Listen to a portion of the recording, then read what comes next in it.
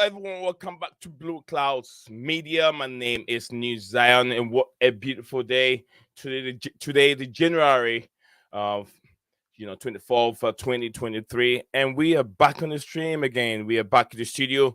Um, Also, those that will be in the chat, comment section, everyone is back there live.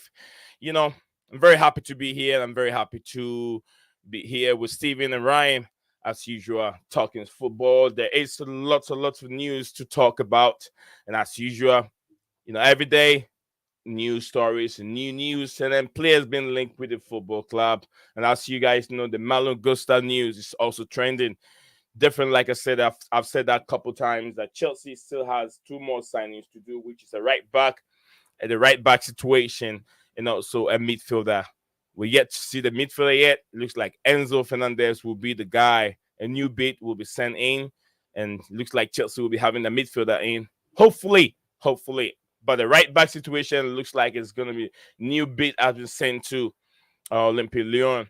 Let's see how that goes on. So yeah, this is what I have for you guys today. Are you UEFA right to close on Chelsea's FFP loophole by spreading contract on players for a long period of time?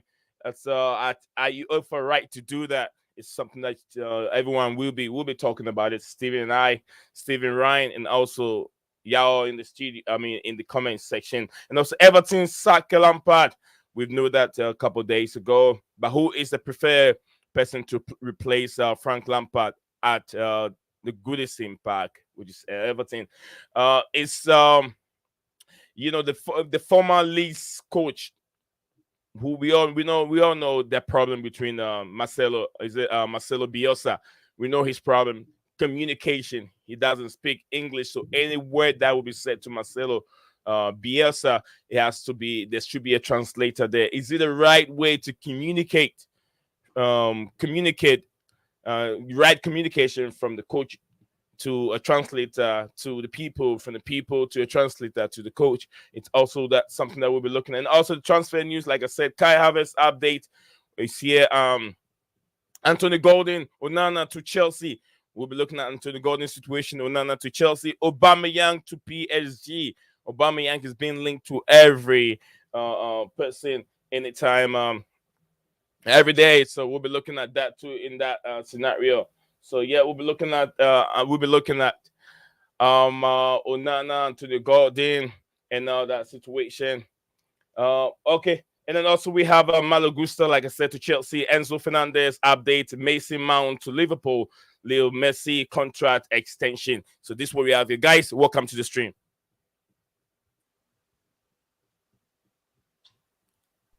Hey guys, welcome to the stream. Thanks a lot. Yeah, welcome.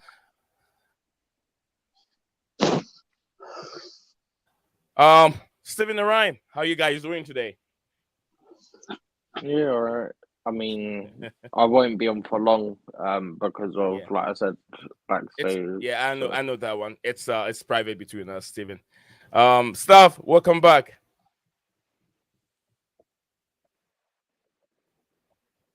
Stavi, welcome back. Stavi, can you hear me? Yeah, I can now. Welcome back to the stream. I put the phone down, didn't I, for a minute? Good evening, as usual. Stephen, Ryan, everybody in the chat, and even you, Nate. Yeah, everyone.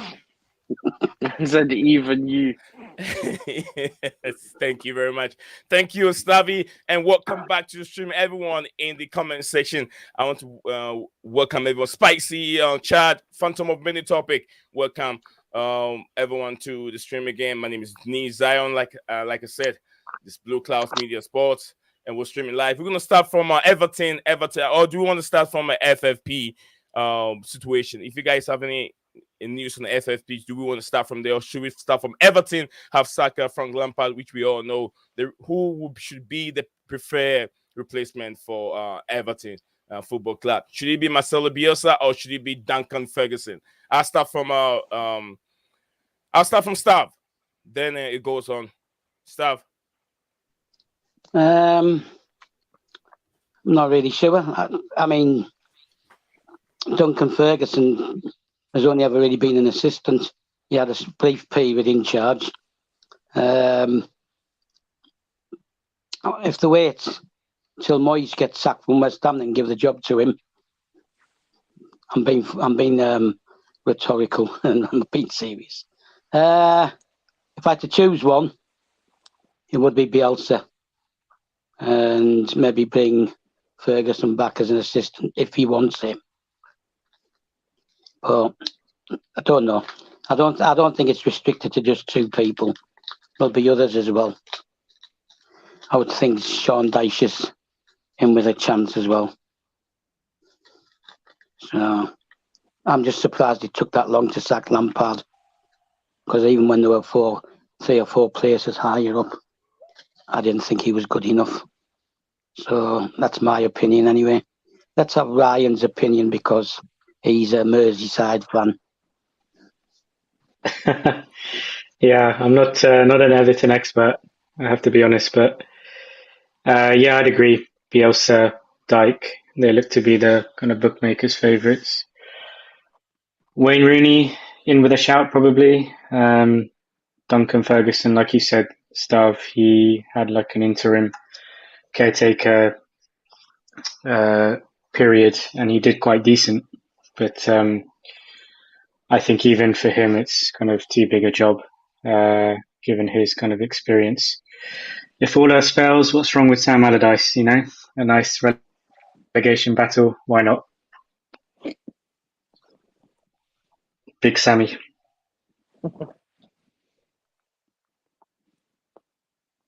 Stephen, your turn. Yeah, no. Basically, the names that you guys said. Rooney, I wouldn't be surprised if he's linked quite a bit, obviously, because the link's there. And whether it's a legit link or not, you know that's got to be one of the first ones that gets picked up. Duncan Ferguson, yeah, I'm not sure he'll go back if it's to be an assistant. I think he'll probably want to crack at the manager job. I don't think he had a bad record, did he, when he was interim? He had a very good record when he was an assistant, yeah. Very good record. Yeah, but he was on his own for a while. I got a feeling he didn't have a bad record. Yeah, the thing is, they now need somebody experienced who's going to be respected to get them out of the relegation zone. The other thing is, this is going to be like their 9th manager in like 6-7 years. Yeah, I don't think Rooney's got what it takes to get them out of relegation zone. That's the main problem he's got. So I would say Steve Bruce. Steve Bruce.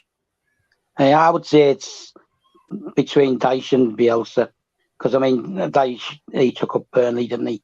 So he survived for a while with him. So, Everton fans are not in love with Marcelo Bielsa. They were complaining about the communication issues. So I'm not so sure if Everton fans wants to go with Marcelo Bielsa. They want to. But it's not the fans; it's the board, and the board. The board want Bielsa, but the fans say no. Yeah, but it's not the board don't have to listen to fans. the fans, and honestly, the board don't care what the fans think anyway. The issue Everton fans have is with the board.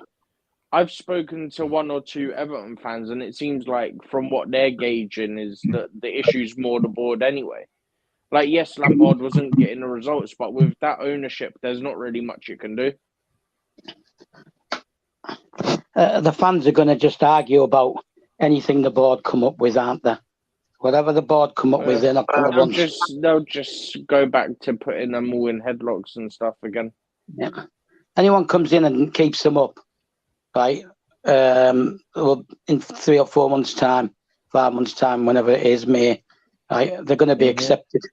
At the end of the day, they'll get accepted, right? And if they're as good supporters as I say they are, then they're just going to have to back the man that they pick. Right? It's the same thing at Chelsea. You back the person that the owners picked, and that's the way it should be. Right? And then if it goes wrong, you can give the owners a stick then. But they're a different situation from us, because I actually believe that we're going to be moving up. I listened to a comment from Harry Redknapp and other former Everton players, and for them, what they're saying is there's gonna be no one. There will be no one there. There's gonna be no coach that will come to Everton Football Club and be able to change the situation unless the board goes. And many of them have said the same thing because of the kind of transferred the scout. They have to look at the scout. Those that bring players in haven't done a good job in the past 10 years.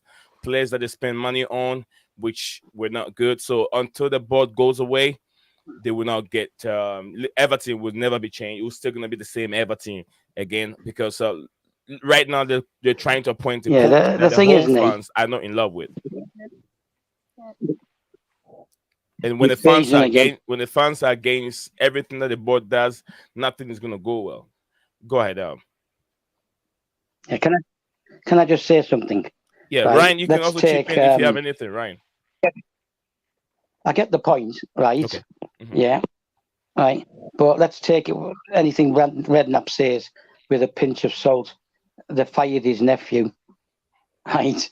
So let's just take that with a pinch of salt. The only reason Frank Lampard's in management to start with is because he Redknapp spoke to Morris at Derby. Yeah, and got him the job because they're friends. I mean, Otherwise, he didn't get him the job because he still had to convince him, but he got him the interview. yeah, he got an interview. Nah, got him the job. If they're good mates, right? And Redknapp starts talking about his footballing pedigree and stuff like that, right? You can easily convince someone who's a friend. Yeah, he will have had to come up with with a plan to him, but he had a start, didn't he, on everyone else? I mean, right now it's between lots of fans, Everton fans are trying to see if they can get Sean Dyche, and also Big Sam, one of those people that can get them off relegation. They said with these two people, they believe that Everton will stay off relegation. So just by the way, you guys have shown your opinion on it. I'm not sure. Ryan, I haven't heard Ryan's opinion on the Everton situation at this moment. Mr. Ryan, you have anything? Or we should pass on? Yeah, I mean it's a dire situation, isn't it? Mm-hmm.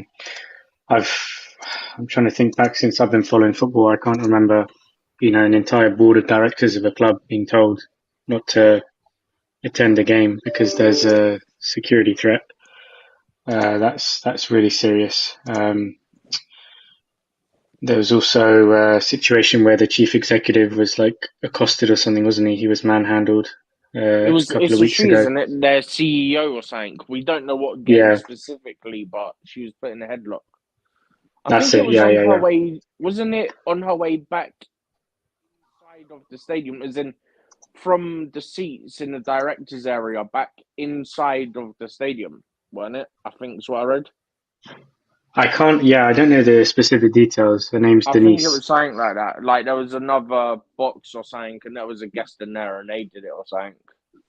Okay. Yeah, well, the fact that probably explains why.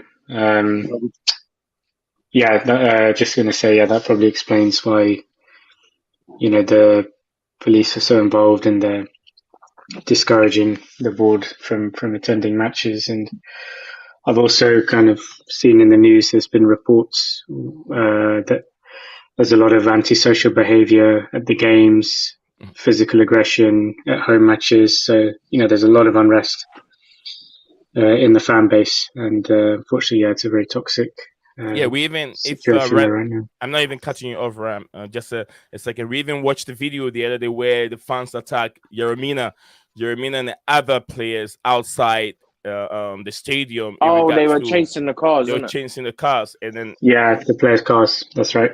That's right. That's very the toxic. Police said there's no reports of any actual crime other than they were just chasing the cars.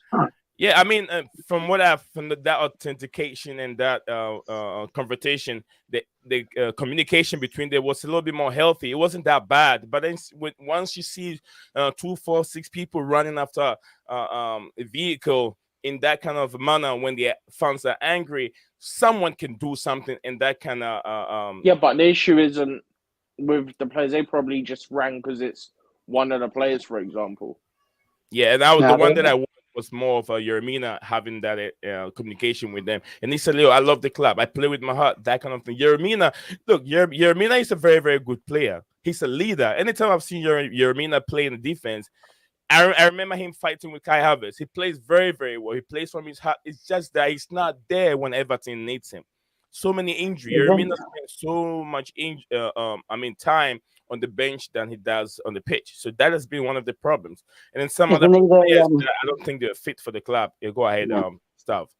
Isn't he the one that was just sitting on a ball while everybody else was warming up? It could be. Yeremina can do. I'm not sure, but Yeremina can do a whole lot of stuff. He's a Colombian international. He wasn't bothering to warm up. Basically, it could be him. And He's tall, very tall guy. He's a defender. Yeah, before the start of the game, the rest of the team were warming up, and he was just sitting on a ball, and he wasn't bothering, and that wound the Everton fans up a bit. Yeah, if you want to see Kai Havertz fighting, most of the time he fights him whenever we play Everton. So yeah, he enjoys those kind of confrontations. Or when Trent thinks that he's hard and wants to get in people's faces. Yeah, because guys, we got 16 of us watching. It's been a while. Having the comments are coming. I know I haven't paid so much attention to it, but I will. I just want to let the panel flow a little bit. Ryan was on the floor talking when I took the microphone from him. But I just want the panel to flow a little bit, and then we'll get into the comments. You guys know me that there's no way I can go through that number of minutes without reading comments. So yeah, Ryan, you were still on when I took the microphone. No, I don't really have kind of much more to say. Okay, about Ryan Everton. I will mention though, it kind of goes from bad to worse, doesn't it? I don't know if the panel or the viewers have been following the news about Danjuma. He was supposed to join Everton on a loan. As well. Exactly, yeah. He's literally done a U-turn. I think his contract was signed.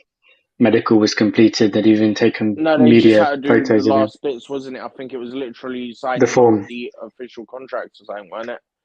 And That's it, yeah. That's it. Literally, medical was done over the weekend or something, and then obviously Lampard got sacked, and then now he's got to go on loan to Tottenham instead. To Tottenham. That's it. So Tottenham have done to Everton what Chelsea did to Tottenham with Willian and just went, "Thank you, we'll take him."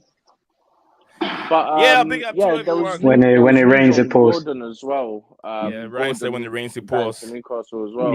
Yeah. The Tottenham, when we took Willian off Tottenham, right, they couldn't really complain, could they? Because he was virtually signed for Liverpool, right? And they got in touch with him, and he went and had the medical and everything with Tottenham. It's a whole domino effect. Yeah, and then he found out that Chelsea were interested in him. This is in his words, and he said, as soon as I knew Chelsea were interested, there was nowhere else I was going to go. So Tottenham are in no position to complain. I mean, I enjoy it, the fact that it riles them that we stole Willian off them, right? There's some license in that, but they did the same thing to Liverpool, which I enjoyed even more because I can't stand Liverpool either. Sorry, Ryan. Is Ryan still there or has he walked off? No, I'm here. I didn't know how to react to that, to be honest. No, the thing is, Ryan, look. Yeah, the thing is... It's nothing personal. I went to all them Champions League games when we played each other, when Benitez was the coach and that. Right? Is it still related to the Everton thing? Goal and all that. It's in relation. I'll give you the relation you thing got in a some, minute. you still got some bitterness, some pain. No. Well, we knocked you out a couple of times as well, so it's okay. Don't worry about it. Right, but they're a strange bunch up in Merseyside, the actual people who live there.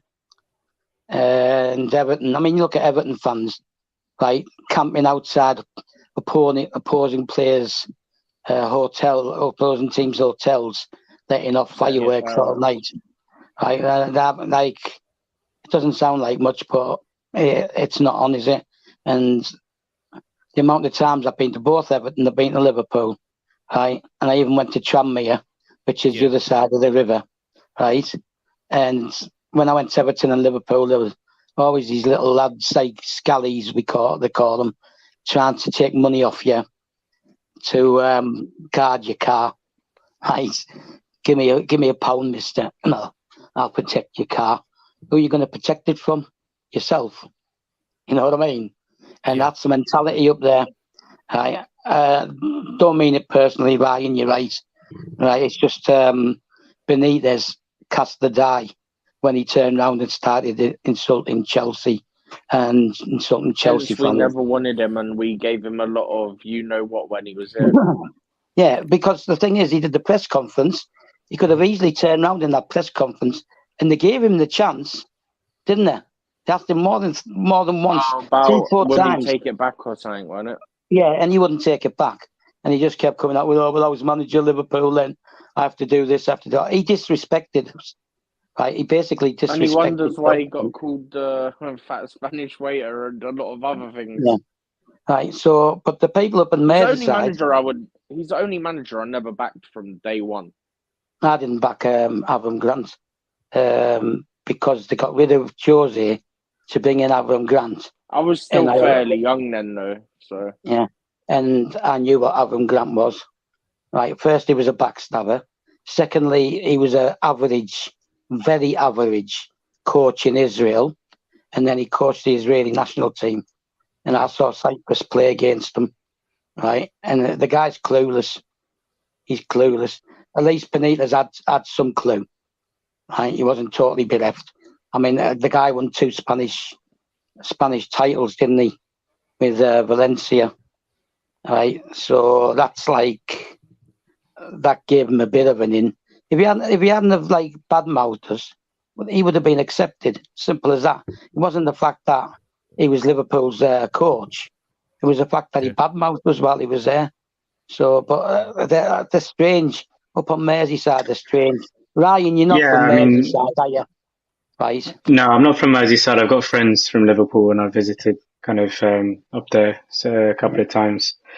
And, it has its good and bad aspects. I'm not going to go into too much detail. Obviously, Nizam wants to move on, but, Beatles, Albert Docks, Scouse, all that stuff, that's the good side. And then you've obviously got the gang violence, like you alluded to, Croxteth, and what happened to Reece Jones years and years ago, the unemployment, and there's good and bad. Even when we tried to sign Steven Gerrard and he was threatened by local gangsters not to sign to us, things like that. First time, one last story. First time I ever went to Everton, and they parked up the car, got out the car. There was a lot of demolished houses at that time. All right, guys, let's wrap up on this topic so we can move on. Stav, let me just tell you this one. Right, and a couple of boys approached us and asked us for money to protect our car.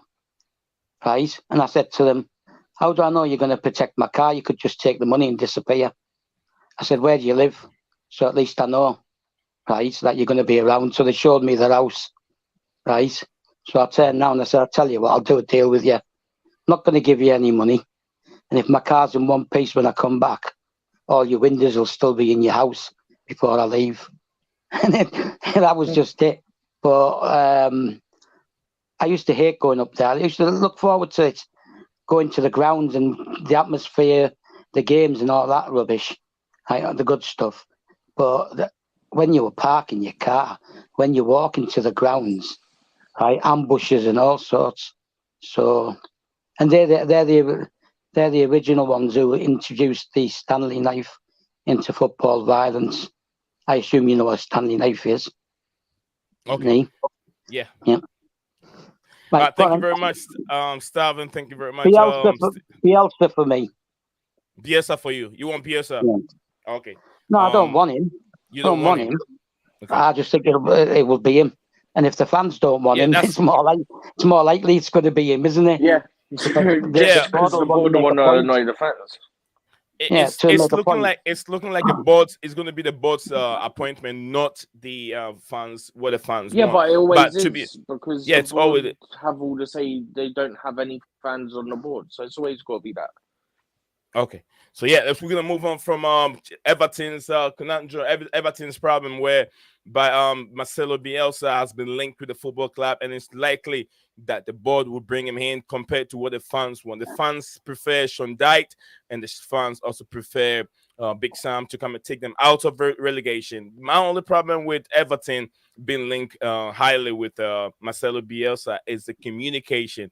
They can play good football, but how can he communicate with the guys on the pitch when things are going bad? We've seen Leeds United Championship is different from the Premier League, and we know how bad it was. He has all the energy, but then he always chipping in goals. So we're gonna move on from that. And also, one topic that I want to bring it on regards, we have to spend just a few minutes on this topic with regards to the FFP. Have my question was why is it okay? Is it right for UEFA to close on Chelsea's FFP loophole by spreading contracts on players for over a long period of time? Is it right for UEFA to do that? Well, they're not doing anything. They're not doing anything, are they? Let's get this straight, right? Yeah, Kepa's on a 7-year contract, right? Arsenal once signed Fabregas to 8 years, didn't they? Yeah, that's existed for a long time, right? The problem now is we've taken it to a new length, a new high, right? You're signing all the best talent around you. Yeah, all your best talent around you.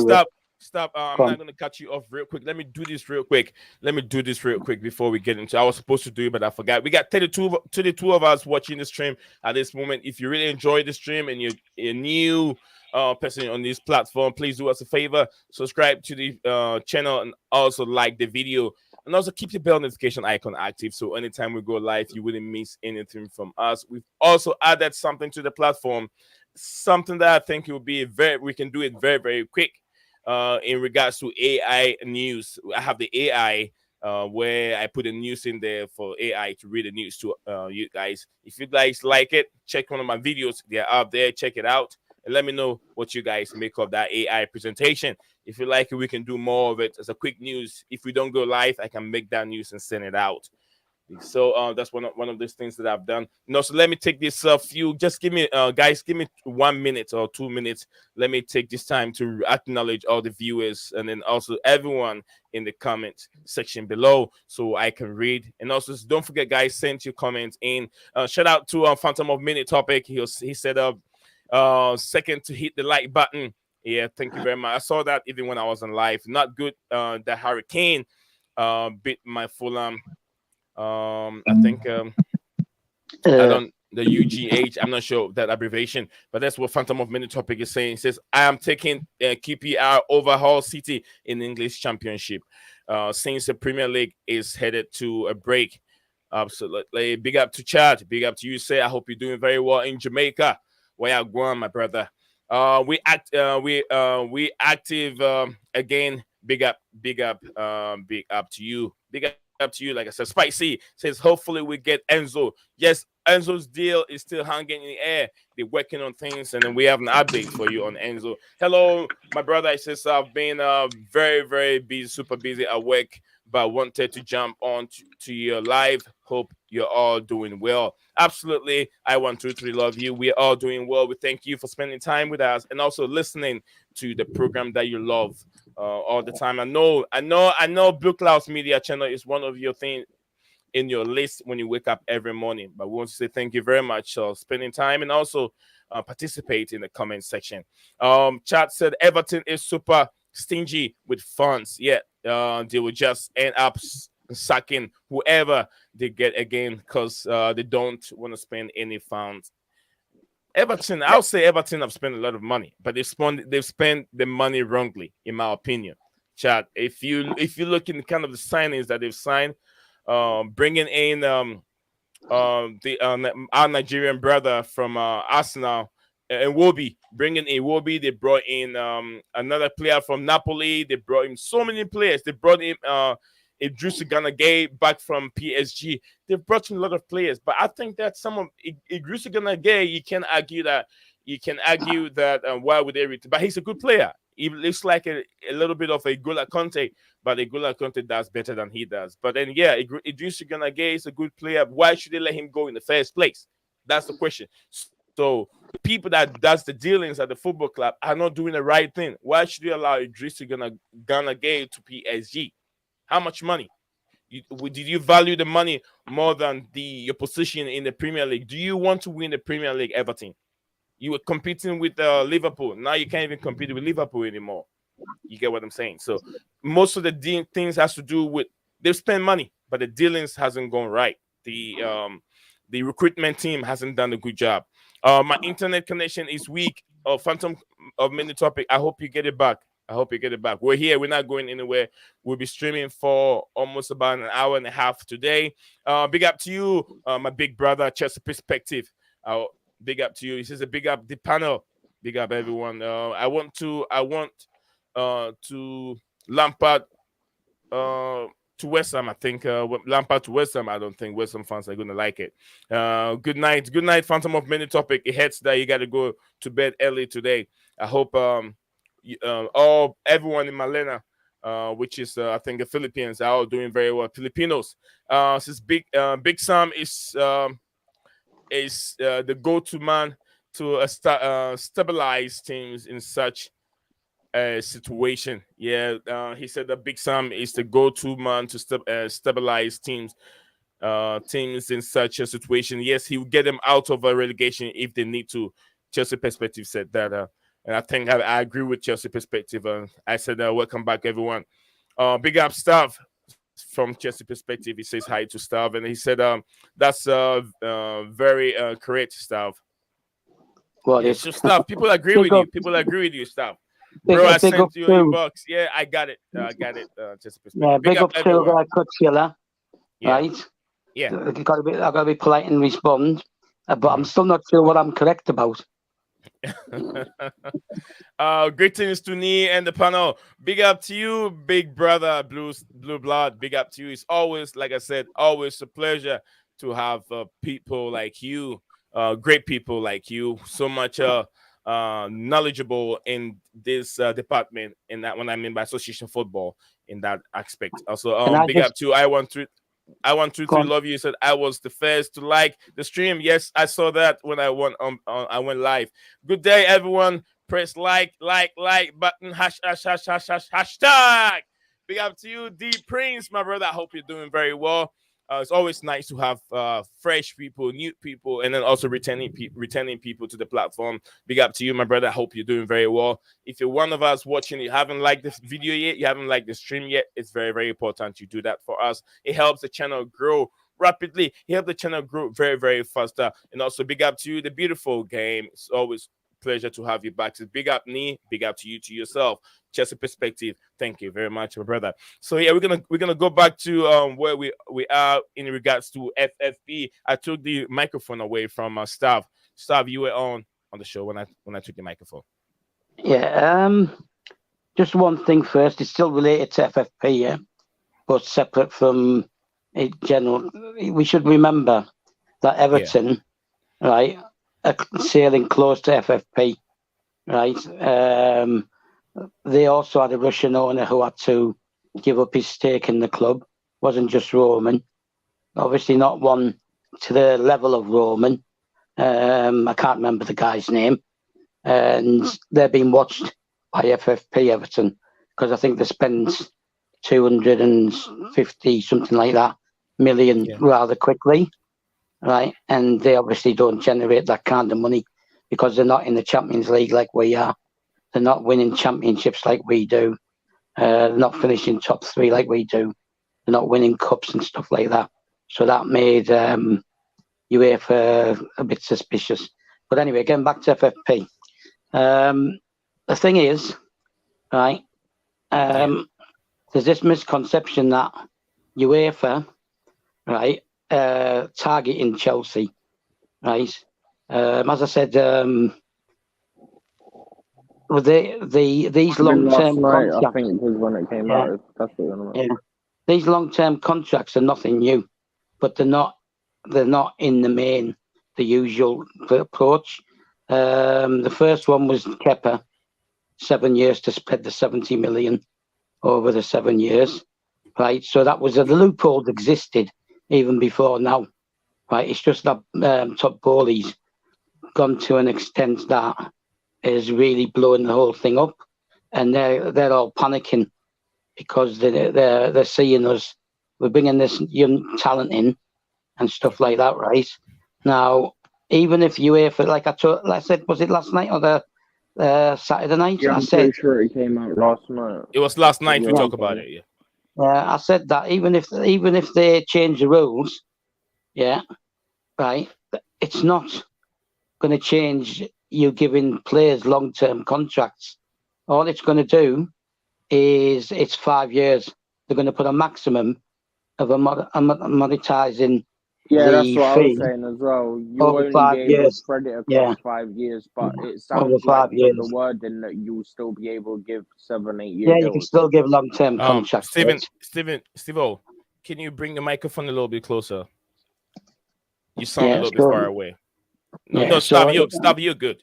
You're good. Yeah, okay. So it's not going to change anything, right? And they're not. They've already said they're not going to change anything we've done now in this window, right? Because they can't change it and penalise us for it because it's a restriction It of wasn't trade. a breach at the time.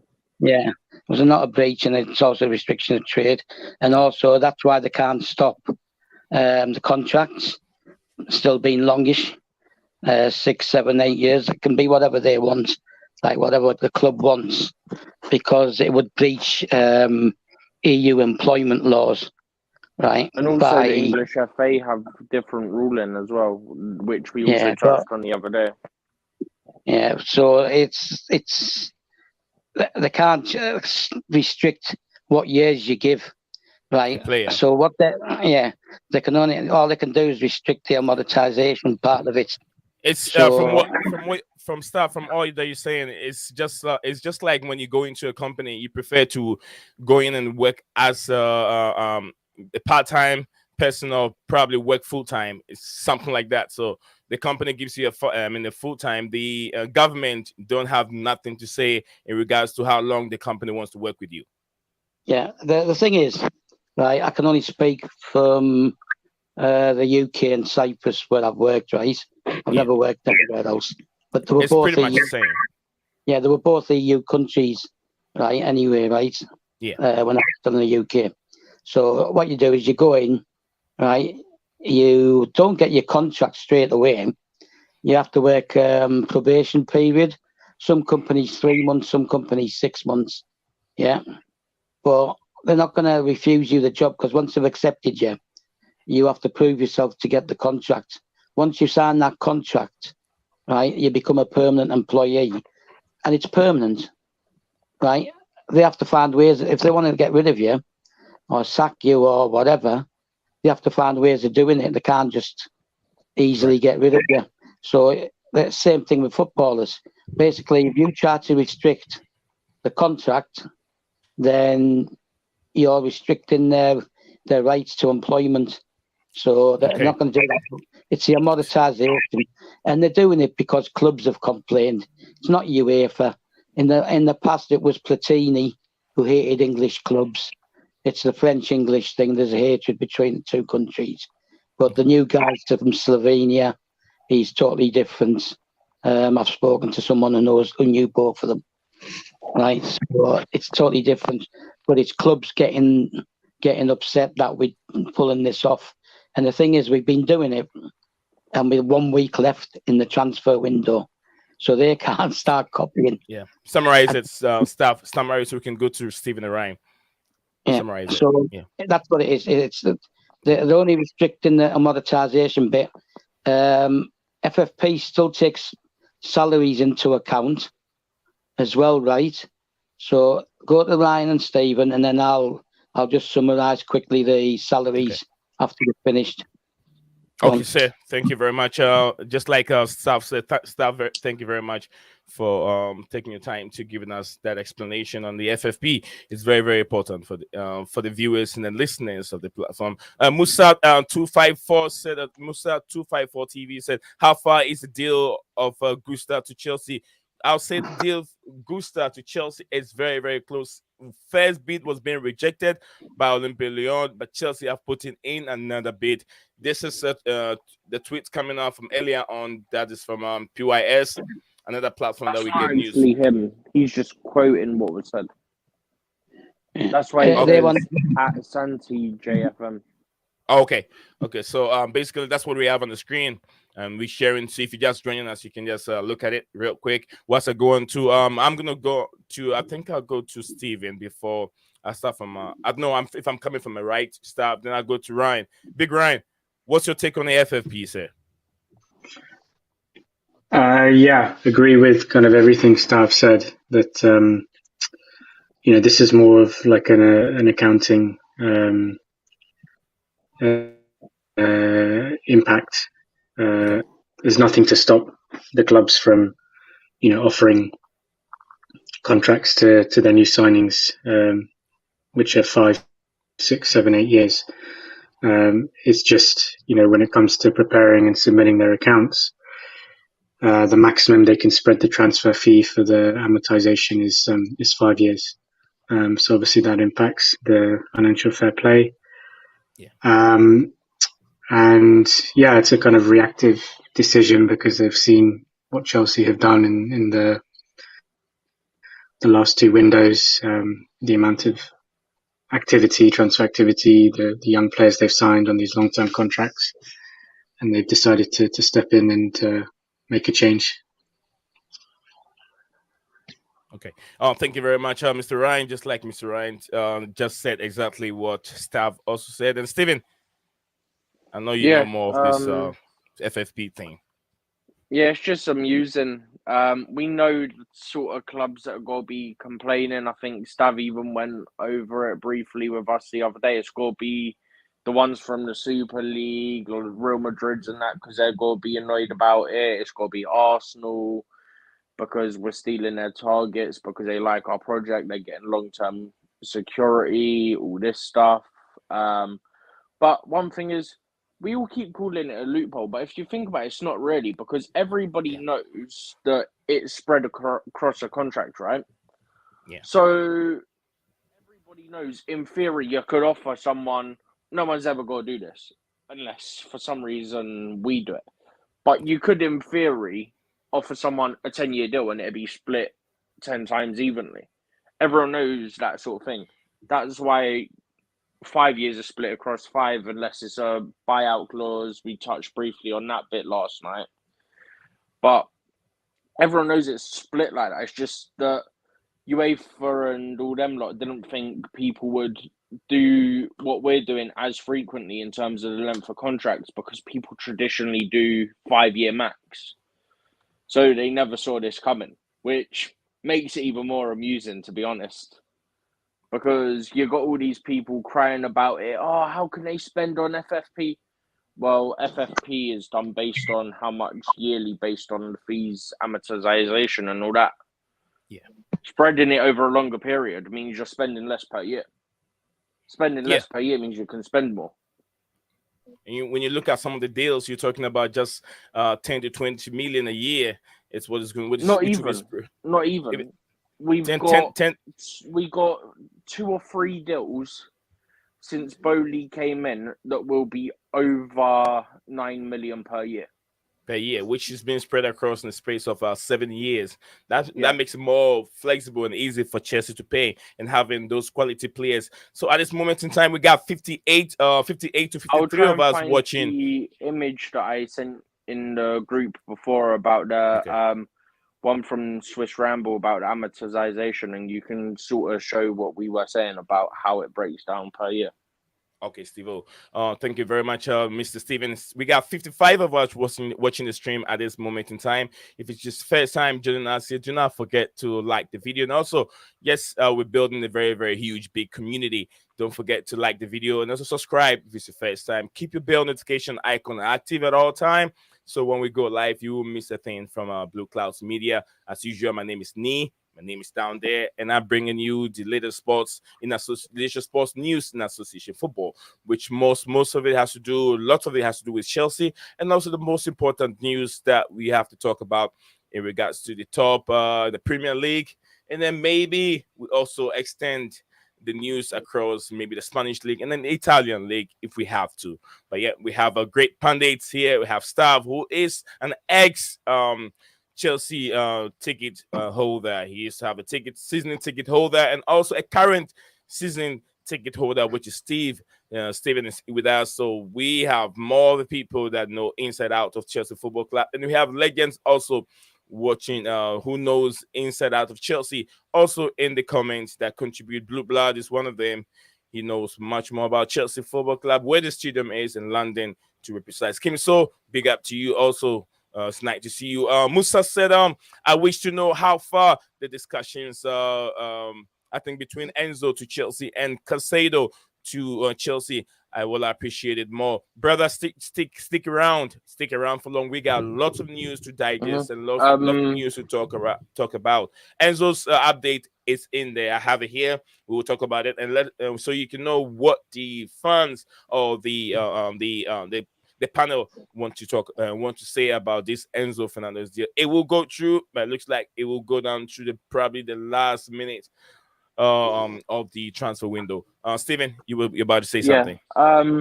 So what we were saying about the amortization, I've resent the thing in the group chat if you wanted to get it up.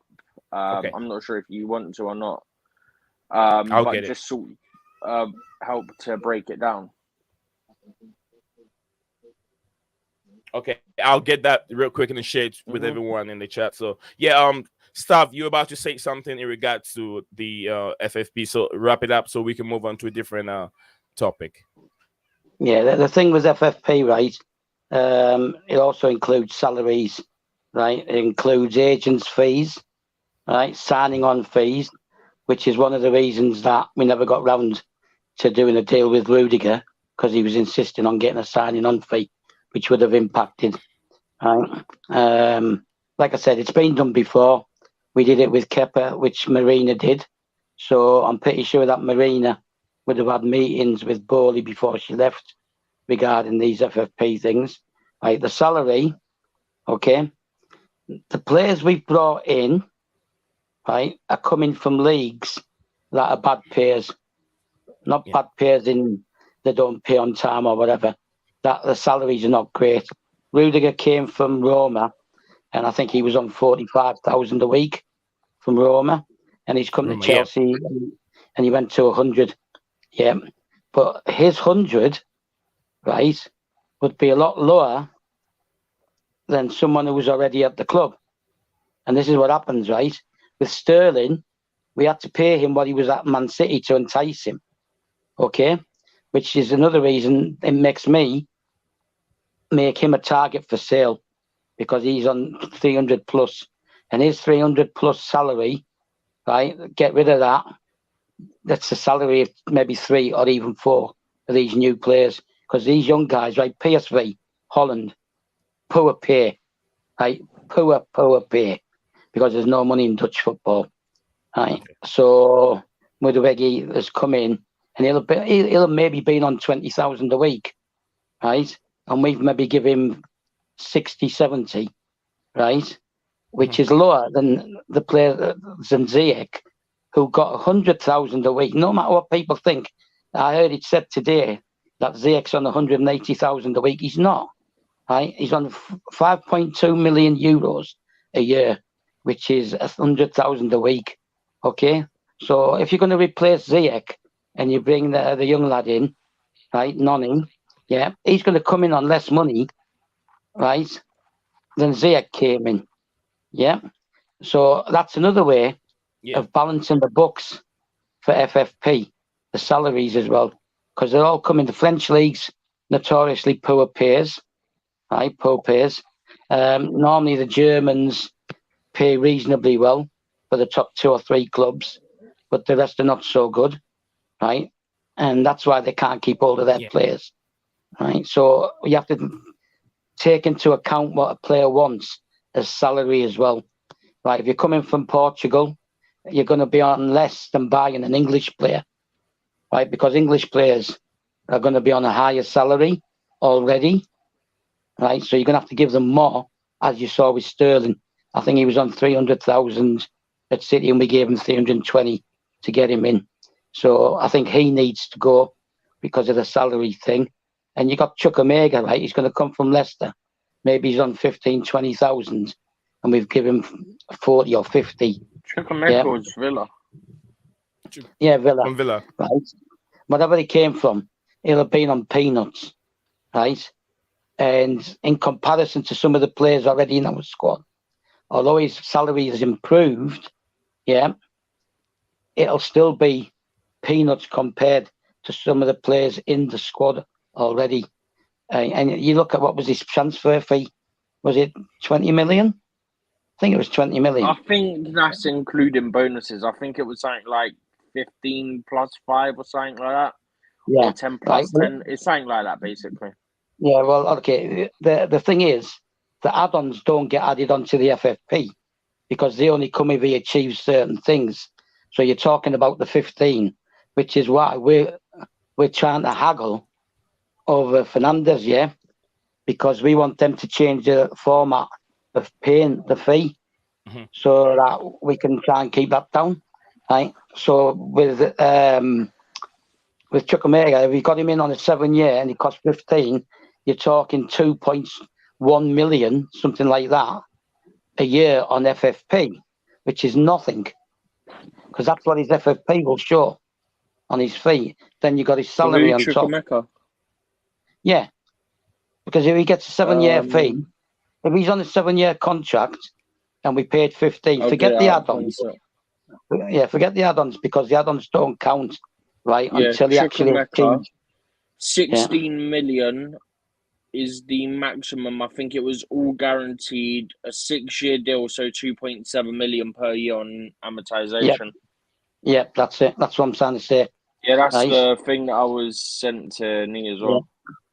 Yeah, I'm trying to get that working. So, guys, if you see me looking everywhere, I'm trying to get something work for everyone here. So I know sometimes it's very annoying by not looking at the camera. Yeah. So it's wrap wrap it up so we can move on. It's the same with Casadai as well, and all these other kids that we brought in. Right, their FFP value annually isn't going to be that big. We could end up with 6-7 players, and it's only going to cost us 12-13 million on FFP a year. So if they're on long-term contracts, obviously you renegotiate their contracts as you go along. You make them an offer. If they can turn it on and they become big, you make promises to them, right, about increasing the salaries and stuff at certain stages. But you don't have to show that in FFP, do you? That's just a promise you make to the player, and that player has to achieve whatever to get that promise. That's why you used to have the contracts +1. Yeah, so you had that +1 to drop back on. Anyway, that's it. Right, it's nothing to do with UEFA.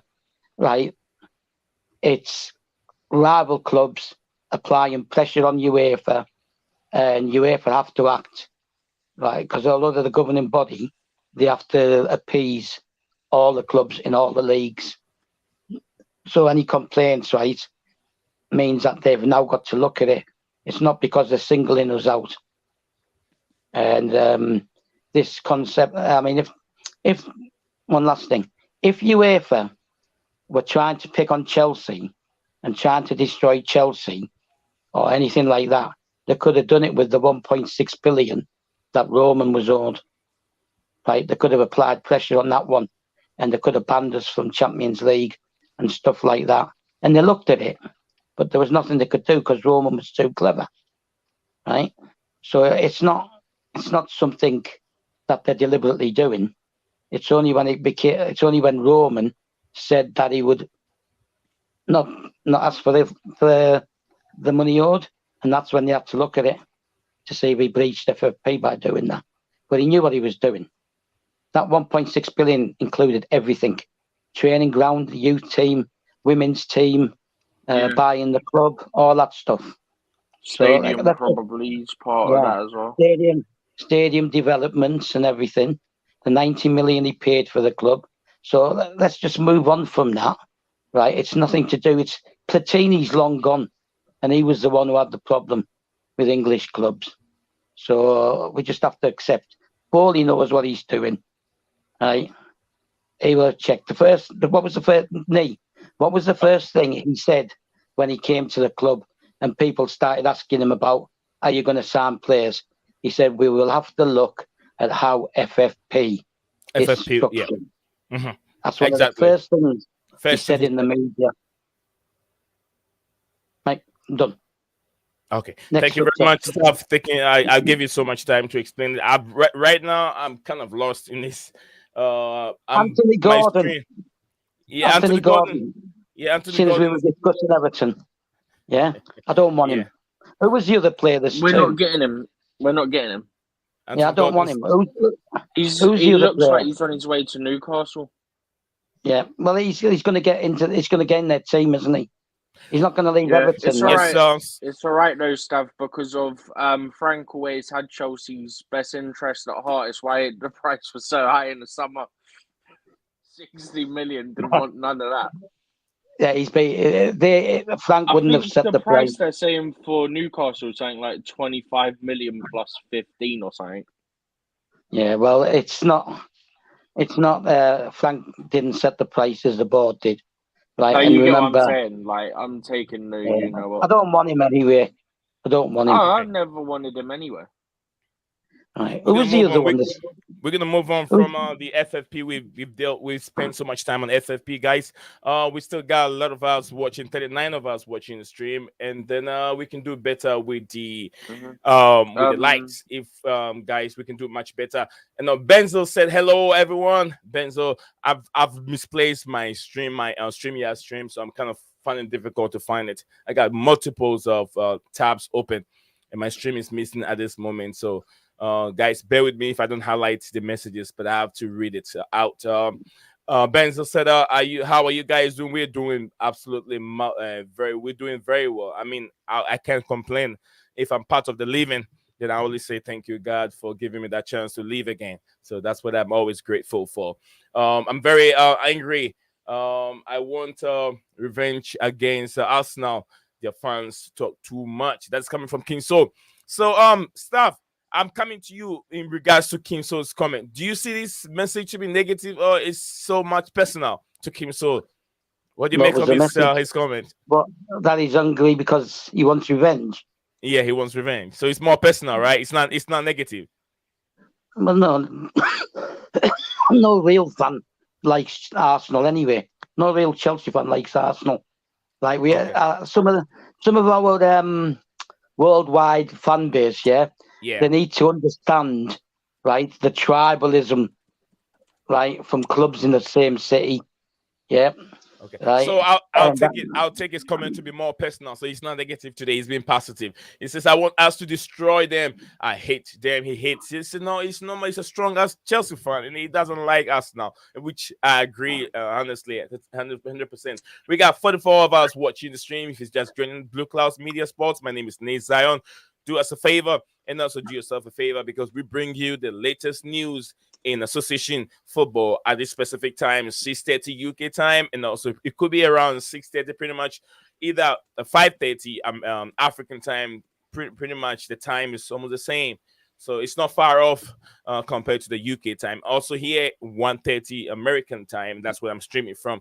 So yeah, it's always nice to see new people and also new friends from all the continents joining us. What am I hearing? Anyway, Kim So said, same with Tottenham. Got robbed. Absolutely. Yes, Kim So. Big up to you, Don Raymond. Big up to you, Don Raymond. He said, Arsenal won't win Premiership. I can bet on them with $1,000. You want to try it? Let's try it. It's not done yet. There's a lot of games that need to be played. So I believe that, yes, Arsenal cannot win the league. They're trying, but at this moment they are on the right track. They're playing very well. They're playing very, very good football at this moment. So yeah, Steven said on the transfer we have done under Boltley and Co. It's about 74 to 6 million per year. 74.6 million per year amortization on the deals that they've done. So not Lukaku, basically, which is from the previous summer.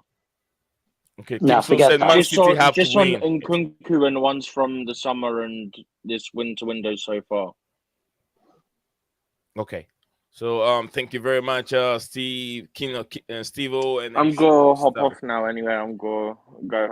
I'll probably be around in the chat, but Okay. yeah, I'm gonna hop off. Stephen, I'll speak to you guys later. Stephen, Yeah, what's up?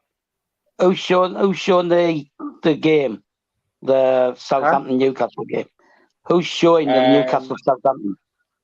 Sky, I think. Yeah, okay. Yeah, Sky. Yeah. All right. Okay. All right. Okay. So I'm gonna thank hop you, off anyway, Stephen. so Take I'll care. see We'll you guys we'll later. catch you up See later. you Yeah, later, Stephen. Stephen. Take care. So we have. I'm sure we still have. Yeah, I have Ryan, and I can't find my stream, so I'm not. I can't highlight the messages that I'm reading, but I hope that I can find it. I've misplaced it. We got 54 of us watching the stream. I want to thank everyone that is spending time with us. Benza said hi. We'll come back again. Benza, I think I read your messages for you, but I'm not highlighting them because I can't find the mainstream that controls everything in the chat. But I hope that all those that have made mods that are in the chat will take care of the comment section for me. So anyone that tried to spam, Kim So, big up to you. Like I said, everyone, Blue Blood. I haven't heard much from Blue Blood today. I hope he's doing very, very well. We're gonna move on to the next topic on the line. Ryan, I hope you're doing well. Ryan, you're still there? I'm still here. Yeah, thank you very much for hanging around. Ryan, the next one stuff we're gonna talk about is Kai Havertz. Kai Havertz. As per Media Foot, Kai Havertz has been linked to PSG, considering making a move for Chelsea forward Kai Havertz after selling Pablo Sarabia. After selling Pablo Sarabia to Wolves. So they've sold Wolves. I don't see Kai Havertz moving to the French league. If he has to move away from Chelsea, I think his preferred destination would be his homeland, which is Germany. And Bayern Munich are key team that are interested in Kai Havertz. What do you guys make of this move again? We talked about Kai Havertz yesterday. Today, another news is coming on based on Kai Havertz. What do you guys make of it? Anyone can just take it over. Go on, Ryan. You go first. Mr. Ryan. Kai Havertz.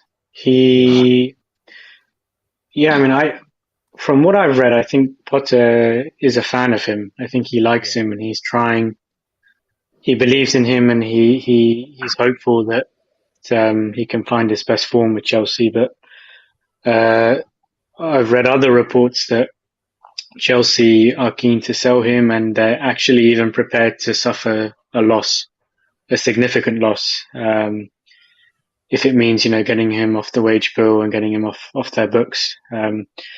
But I would agree. I think Chelsea are probably holding out for a reasonable offer from a German side, and then they'll consider selling. And I just don't think the kind of PSG setup would suit him with what they've got going on. Mbappe, Neymar, Messi. And he'd be better suited, I think, going back to his native land and joining Bayern Munich, and just being around a culture and national team players that he's kind of used to. Yeah, just like Grant said, yeah, he would love to go back to Germany because it's all true and true. He's going to another country trying to learn a different language, which is going to be French. So I think his preferred destination would be Stav. What do you make of that? If he goes back to Germany, then it's going to be, this is controversial, for him it's a backward step, right? And you go back into a comfort zone. And yeah, it'll probably suit him better playing against high-line defences and stuff like that, right? But I thought he was quite good at Liverpool. Yeah, he looked sharp, good movement, dragging people out with him. And he was creating openings. The only thing I'd issue with him was he's not getting in the box enough. If he's playing the false nine on a striker, he needs to be getting in that 6-yard box. And that's where he's strongest, like in front of the goal, right near the goal. France is a backward step. I don't think Italy might suit him, but I think he'll stay. I think we'll keep him because he's still only 23, 24, 23, I think actually. I'm going on 24, and I think Potter does like him. Potter didn't like him; he would have just played Aubameyang up top, wouldn't he? Or someone else. So Potter likes him. He fits into the future planning because he's young enough and he's still developing. We keep looking at these players like as if they're fully developed and they should be performing better than all this kind of stuff. I just want to see a bit more from him out on that pitch. But I thought against Liverpool, I thought that was one of his best games. His movement, his work rate, tracking back and everything. So I'd keep him. I'd keep him. Yeah, Stav said he's going to keep him. I agree with you, Stav. Yeah. We're going to go on. Thank you very much, Don Raymond. He says, big up to all Chelsea fans. Big up to all Chelsea fans. We are going to rejoice and laugh together very soon. Thank you. And we have Slava one, I think Slova, then there's a 1 and an A. Okay, so shout out to you. She's showing me so much love. Big up to you too. Let me know where you guys are watching us from. Let us know. It's very, very important. Let us know where you're watching the stream from, so we know how far the channel has traveled to all the continent. And also, please do us a favor. Just click on the share button and share it to any other social media platform that you found yourself. It's very, very important. My name is Neil Zion, and I'm the host for Blue Clouds Media platform. We bring you the latest news in association football, and I'm being joined here by Stav, and then Ryan. Okay, Kim So said at dawn, rejoice for what? Oh, come on. With all these signings coming in, he's very happy. Seeing he's happy. He'll be very happy when he see Enzo Fernandez. He's seen Nuno also sign. He have seen what's his name, João Felix. There's a clause that Chelsea can sign João Felix. That clause is right there, so he's very happy. Let him jubilate. He's very happy as a Chelsea fan. It seems he's seen probably the future. He's seen that the future is very bright. So let him rejoice. He's very happy, and I sign. I'm on with him. I'm on with him. Let's celebrate. Kim So said, keep Ziyech. I'm gonna keep Ziyech. It's all up to Graham Potter. Watching from Kenta. Watching from Kenta 254. I'm not so sure where Kenta is. Musa, I'm not so sure where. Can you explain? Which, if you don't want me to tell me the country, tell me the continent, and I'll be happy to hear that. Watching from Houston, Texas, in America, USA, Don Raymond. Don Raymond said that watching from Texas. Shout out to all Texas. I've been to Texas once. There are a few states that I haven't been to, but I have been to Texas. But I don't know much about Texas. It's like a passing through. It's just like traveling all the way from here to North Carolina. Go through Virginia, North and South. I think north of Virginia and the other part of Virginia before Ohio, and then all that stuff. So yeah, I went through. Lots of beef and oil. Cape Town, South Africa. Joshua, October. Joshua, that's October is when I was born. Yeah, I was born on 3rd of October. Yeah, so I'm October born. So Joshua, big up to you, brother. And then also Kenya. Musa says watching us from Kenya. Big up to all Kenyans. There's a lot of history when we talk about Kenya. And big up to you, bro. Big DJ Sub, how are you doing? Smash the like button and also subscribe, everyone. If you haven't, DJ Sub says subscribe to the platform if you're new. He said you miss mine. Which one did I miss? I think this one.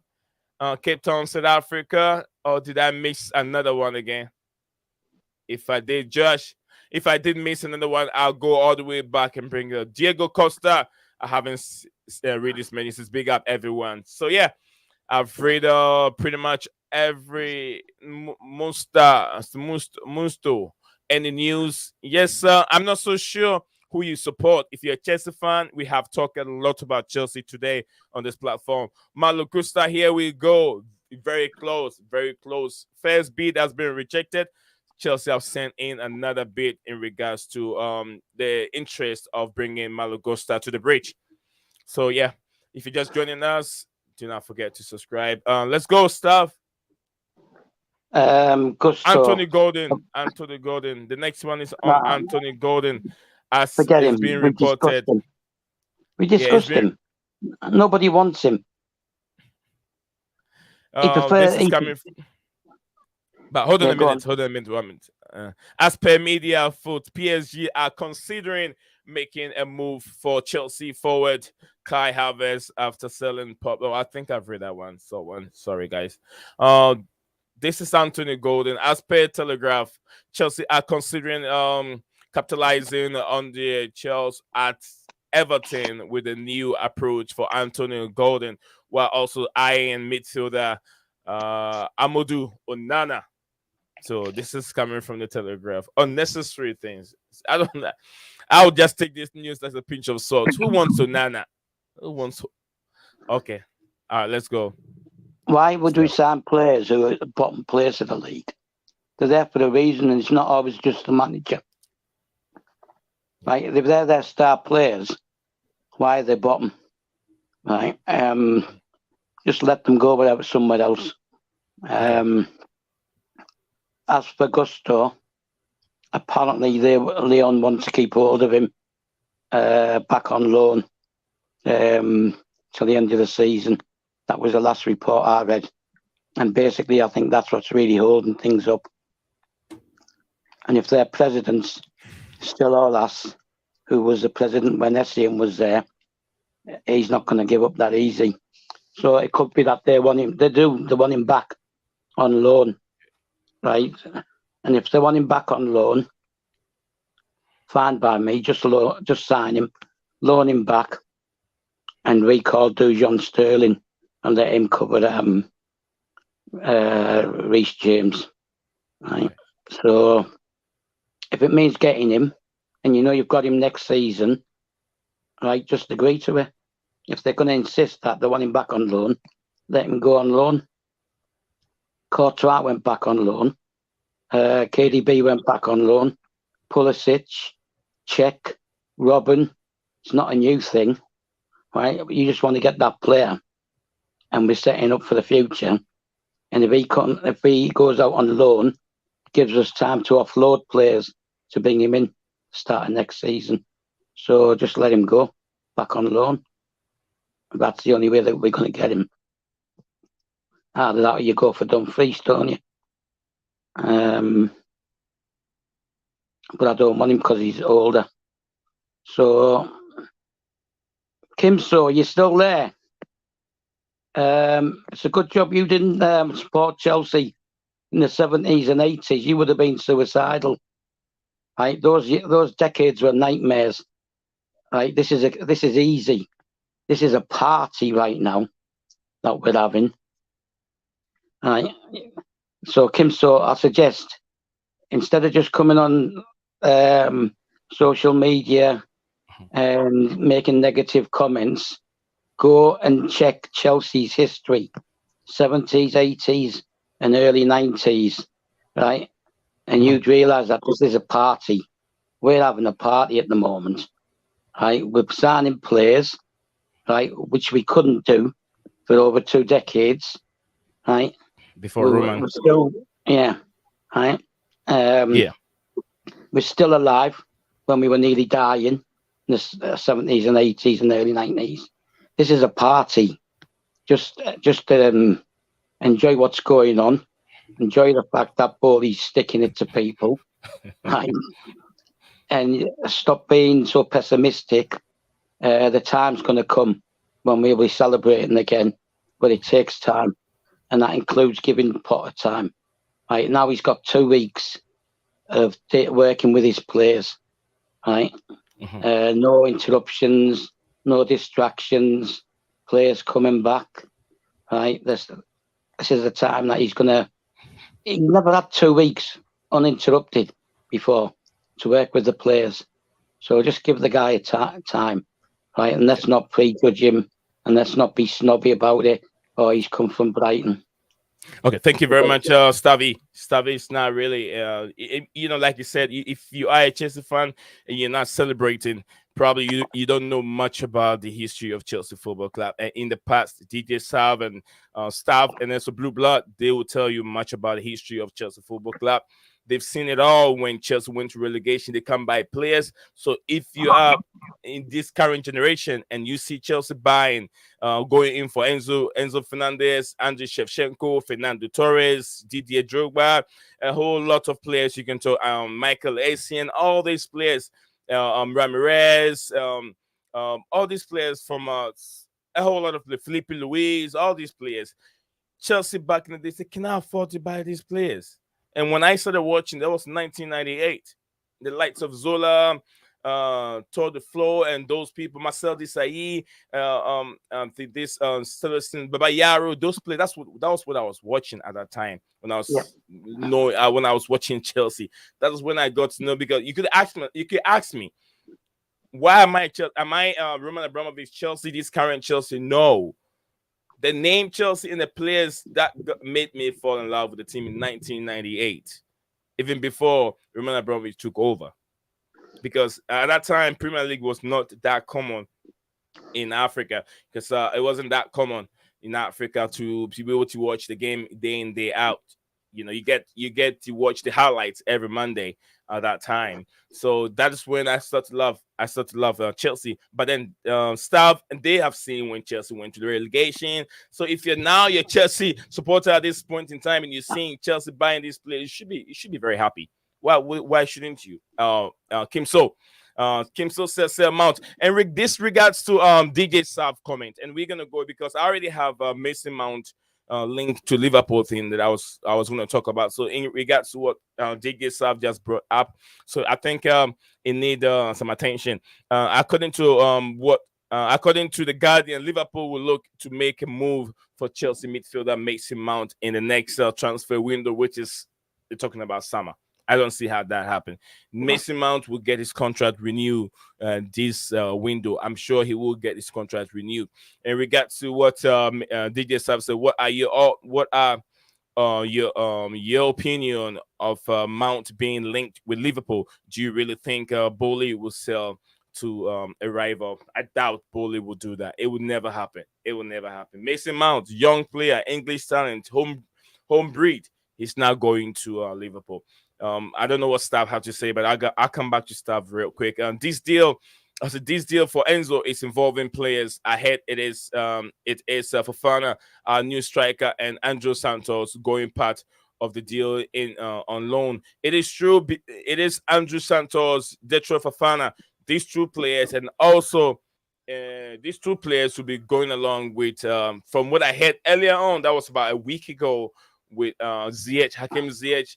Deal will be made permanent. If what I knew about 2 weeks ago and a week ago, Hakim Ziyech deal will be made permanent, whilst Detroit Fofana and also Santos will go on loan and then come back later on. So yes, from what I know, that is you could be right.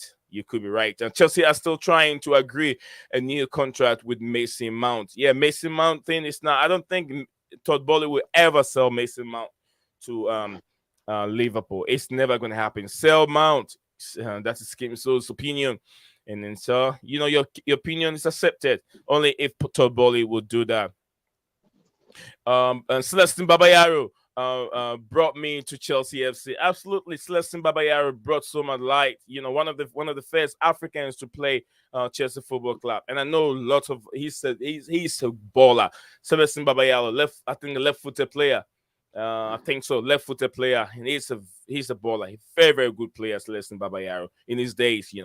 I remember the 80s. We were bringing in players from our youth academy, not signing anyone. The days when Kim Bates fell out with the media and stopped them from attending games. So yeah, there we are. DJ Sav is saying, so like I tell you, they have legends, people that have fought Chelsea back in the days, even before it becomes as rosy as it is. Yeah. So when they are telling you the bad days and then the sad days of Chelsea Football Club, there has been a very bad day. So someone is jubilating and smiling, and even where you see yourself at 10th in the league log, it's not that bad. It's not that bad because we got a long way to go in the Premiership. So it's not that bad at all.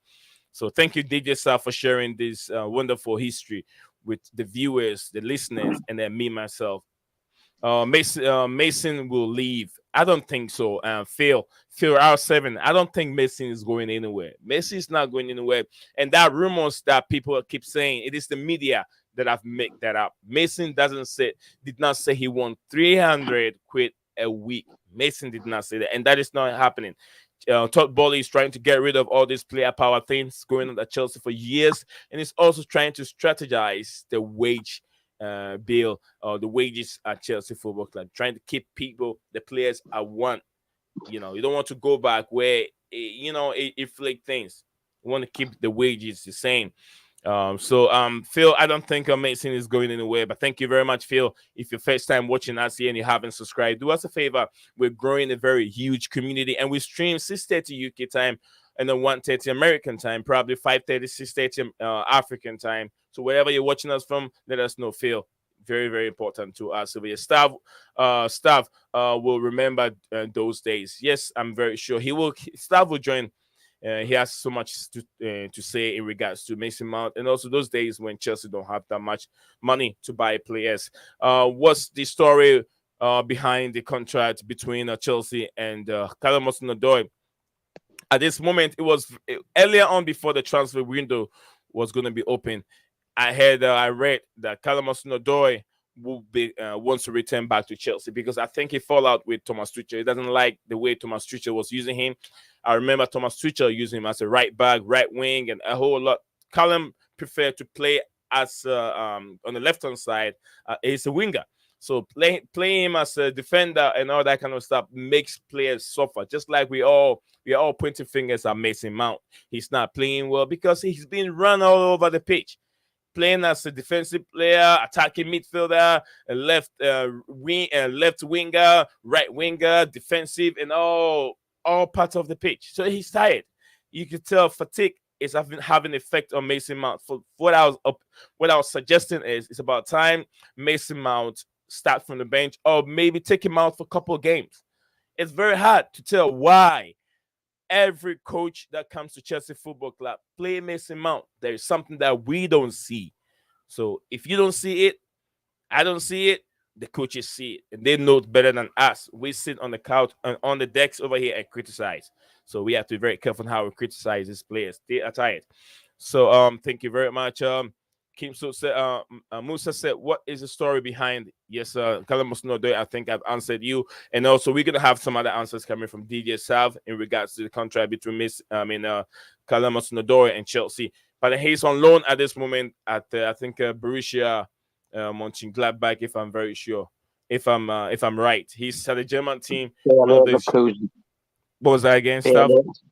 Bayer Leverkusen. Bayer Leverkusen. Thank you very much for watching from Germany. Havertz old club. Yeah.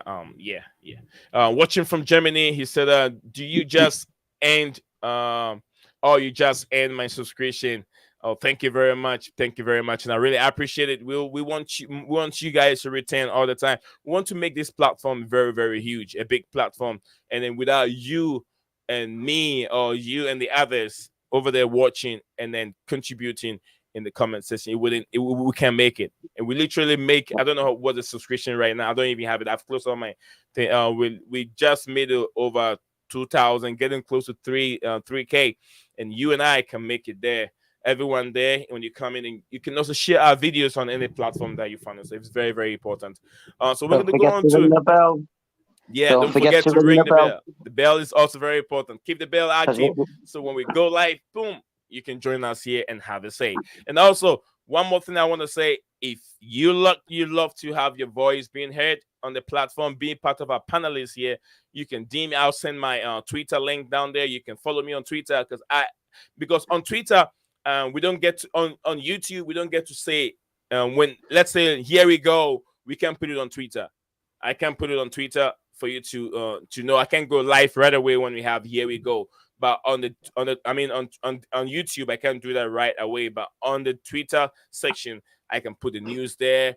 And also, I have a lot of people that send me information. So right on Twitter, we can get some new information from there if you don't have it. So follow me on Twitter. It's very, very important. DJ sister watching from Germany, I've said that. Steven said Leeds in talks for Weston McKennie from Juventus. Yeah, Weston McKennie, another good American player. Leeds are in talk with him. A very, very good player. Leeds, I think it has to do with the connection with Jesse March, because Jesse March are trying to link all American players to the football club. But will those American players stay there if Jesse March is being fired? That is the question to ask all Leeds supporters. Like I said, this platform, we do talk about the most important news in the Premier League, not just Chelsea. So it is a fun channel for all, not just the Blues. So, Staff, yeah, we are on about Mason Mount. Yeah, he's going nowhere. He's going nowhere. He never demanded that money. Right? Basically, the only thing he rejected was a 7-year deal. He doesn't want to sign that long. So obviously, he wants to keep his options open. Right? So it's simple, isn't it? Give him the money he's asking for. Give him the 5-year deal, and carry on. Just get on with it. You do not give. Right? Some people don't see what he gives the team, right? Like you said, and I've said it last night as well. Last 3 seasons, he's basically been run into the ground, right? The guy needs a rest, right? He needs to be, if you start from the bench a couple of games, no player likes starting from the bench, right? But he'll accept it because he'll know he's fatigued, right? Yeah. And anybody who doesn't like him, doesn't know what he gives us. It's that simple. Right? When you only have to look at him when he first came back to the club. Right? Remember, he's one of our players. Lampard didn't bring him back.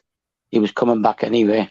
And you look at his form then, you look at the last season, player of the year, top scorer, and assists and that. Why would we let him go? Plus he fits into the profile that Paulie's trying to build, right? With regards to Callum Hudson-Odoi, Tuchel wanted him sold, right? And Paulie told him, you're not being sold, you're going on loan because you have a future here, right? And he fits into the profile, for me anyway, right? Even more than Sterling. Sterling doesn't fit into the profile. Was he 27? 27 going on 28. 27, yeah, going on 28, yeah. Right, so he doesn't fit the profile. He doesn't fit the longevity, right? We need to keep some of the older players because you need to have a bit of a spine and some experience and stuff like that in there. But now we've bought Mudryk, right? You're going to have Mudryk and Callum, right? And then on the other side, we're going to have whoever. Like Madueke and whoever actually stays. Mm-hmm. Yeah, whoever actually stays, right? With regards to what you said earlier on about the Fernandez deal, that was 2 weeks ago, right? That deal was 2 weeks ago. We offered them Ziyech plus cash, right? And we said they could have Santos. And was it Detro Fofana? I think it was. Fofana, yeah. On loan, right? Fofana and Santos, yeah. Yeah. Free loan. We weren't going to charge them to loan them. Yeah. And in regards to what you just said, I don't want to forget it real quick. Let me go ahead. You go ahead. When I get it, I tweeted something about Santos. He just got injured earlier on, but when I tweeted it, I had a response from a Brazilian who was there in the game watching, and he said something to me, and I'll read it back to you whilst you're talking. I'll read what he said. Yeah, he got he's been playing, hasn't he? For is it the under-19s or something? Yeah. I think he's played two games so far, and I think he's won all those 2 games, and he's the captain of the under 20, I think under 21 team for Brazil, under 21 team. He's not going to go. He's not going to go in the squad, even if he wasn't injured and he was coming back, right? Okay. And I have a feeling that Fofana is not going to either, because we're stuck with Aubameyang, right? If Aubameyang, we could ship Aubameyang, maybe we'd have kept Tetsuo Fofana, right? I can see him going out on loan. But even if these guys stay, we can only register so many, right? Even for the Champions League. So they'll end up playing for the under-23s in Premier League 2, which is what Casadai's doing. Okay. Right? So they can go in the under-23s. You don't have to register them. Anybody can play in that team, as long as they're under-23. So any registered player. So that's who they'll play for, or they'll go on loan. But if he's injured, maybe he's not going to go on loan. Go on, read it. Okay, and this is in regards to the tweet that I sent out, and then this guy replied me back, and I have to translate his tweet. And he said he wasn't hurt; he had a headache in the first half due to a ball on his head. He left due to fatigue in the second half. Played a lot. So from what I thought he was hurt from my tweet that I tweeted out. I thought he was hurt.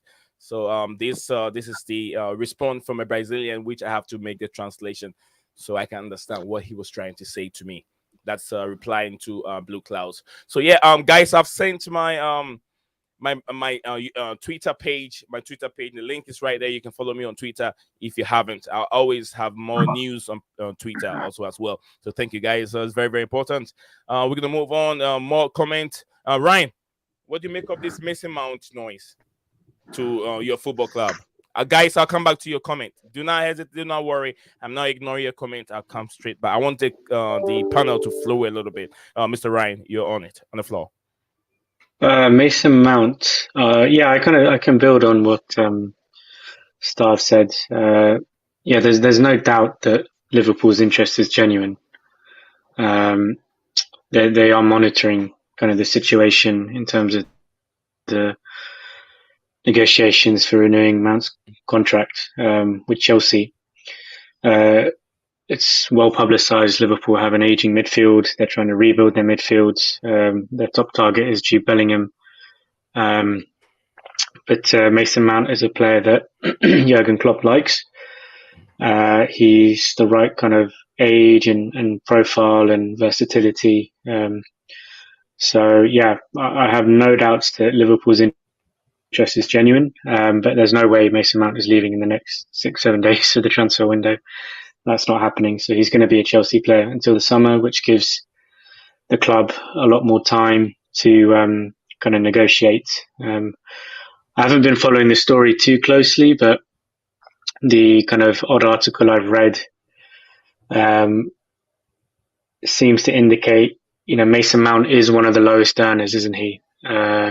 At the club right now. If you look at his weekly salary, I don't know what his variables are in terms of, bonuses, etc. But in terms of his base weekly salary, he's one of the lowest earners.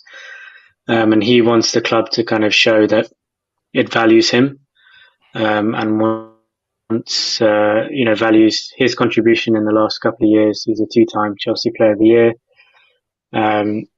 And yeah, he wants to be earning a salary which is kind of in line with the other top Chelsea talents at the club. I can only see this ending up in one conclusion, which is he will extend, and they'll eventually come to some kind of agreement. Like Strauss said, he's Chelsea through and through. This guy's been at Chelsea since he was 6 years old. He's Cobham. He's so deeply affiliated with Cobham. I can't see him leaving Chelsea. I think he will extend, and they'll come to some kind of agreement on the contract and the salary. Okay. Well, thank you very much, Mr. Ryan. I really appreciate your time, and then giving us your inside out. But as you being a Liverpool fan, would you like Messi Mount if he agreed to move to Liverpool? All day long, yeah, I'd take him. Of course I would. He's a lot better than what we currently have. He's versatile. I play him in an attacking midfield, position just behind Nunez or Firmino. 100%.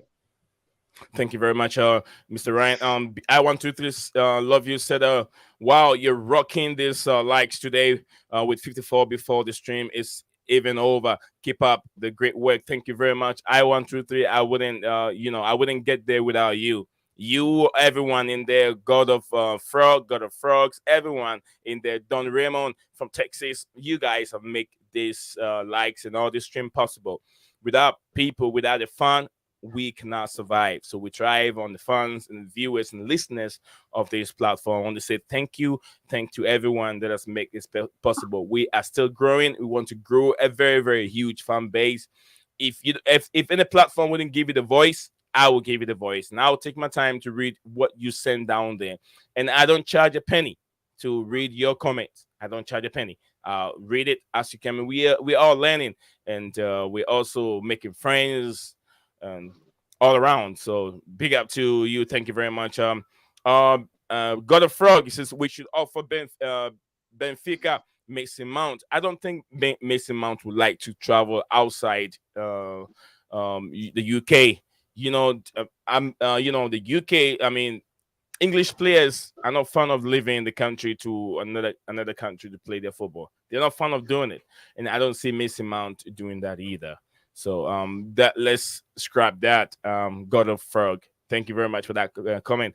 Also, D Bridge CFC, brother, your opinions are always accepted, and also welcome to the platform. Like I said, but let's take a look at this. Mason Mount is trash. Stop with his fanboy BS. He isn't playing well. He deserves to be sold or benched. Listen to yourself, my brother. You just said it. He isn't playing well. You contradict yourself. You said sell him. He isn't playing well at this moment. It means that in the past he was playing very well. So that should tell you how tired this player is. And it happened to everyone. It happened to Lionel Messi. It happened to Cristiano Ronaldo. If the legendary, may so rest in peace, Pele, Maradona, all these players are going through this spell. Imagine if a player is being played around all the pitch, just like Ryan said, he's a Liverpool supporter, and he will be very happy to take Mason Mount any day compared to what they have at this moment. He will play him everywhere because he's very, very versatile. That is not common from every player. It's not every player can be that versatile.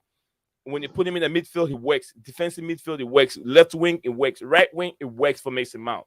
So if you're a football club called Chelsea, you should be very, very happy to have a player of that versatility. He's a very, very good player, and you should keep him. So please, just like you said sell him, and you just said he's not playing well enough. It means that he was playing very well in the past, but at this moment, things are not going well with him. He will come good. Just keep faith, trust in him, and support him. He will come good. Stop. I'll come back to you right away. Yeah, I'll come back to you in a minute. God of Frog said Mount 80 million for Enzo.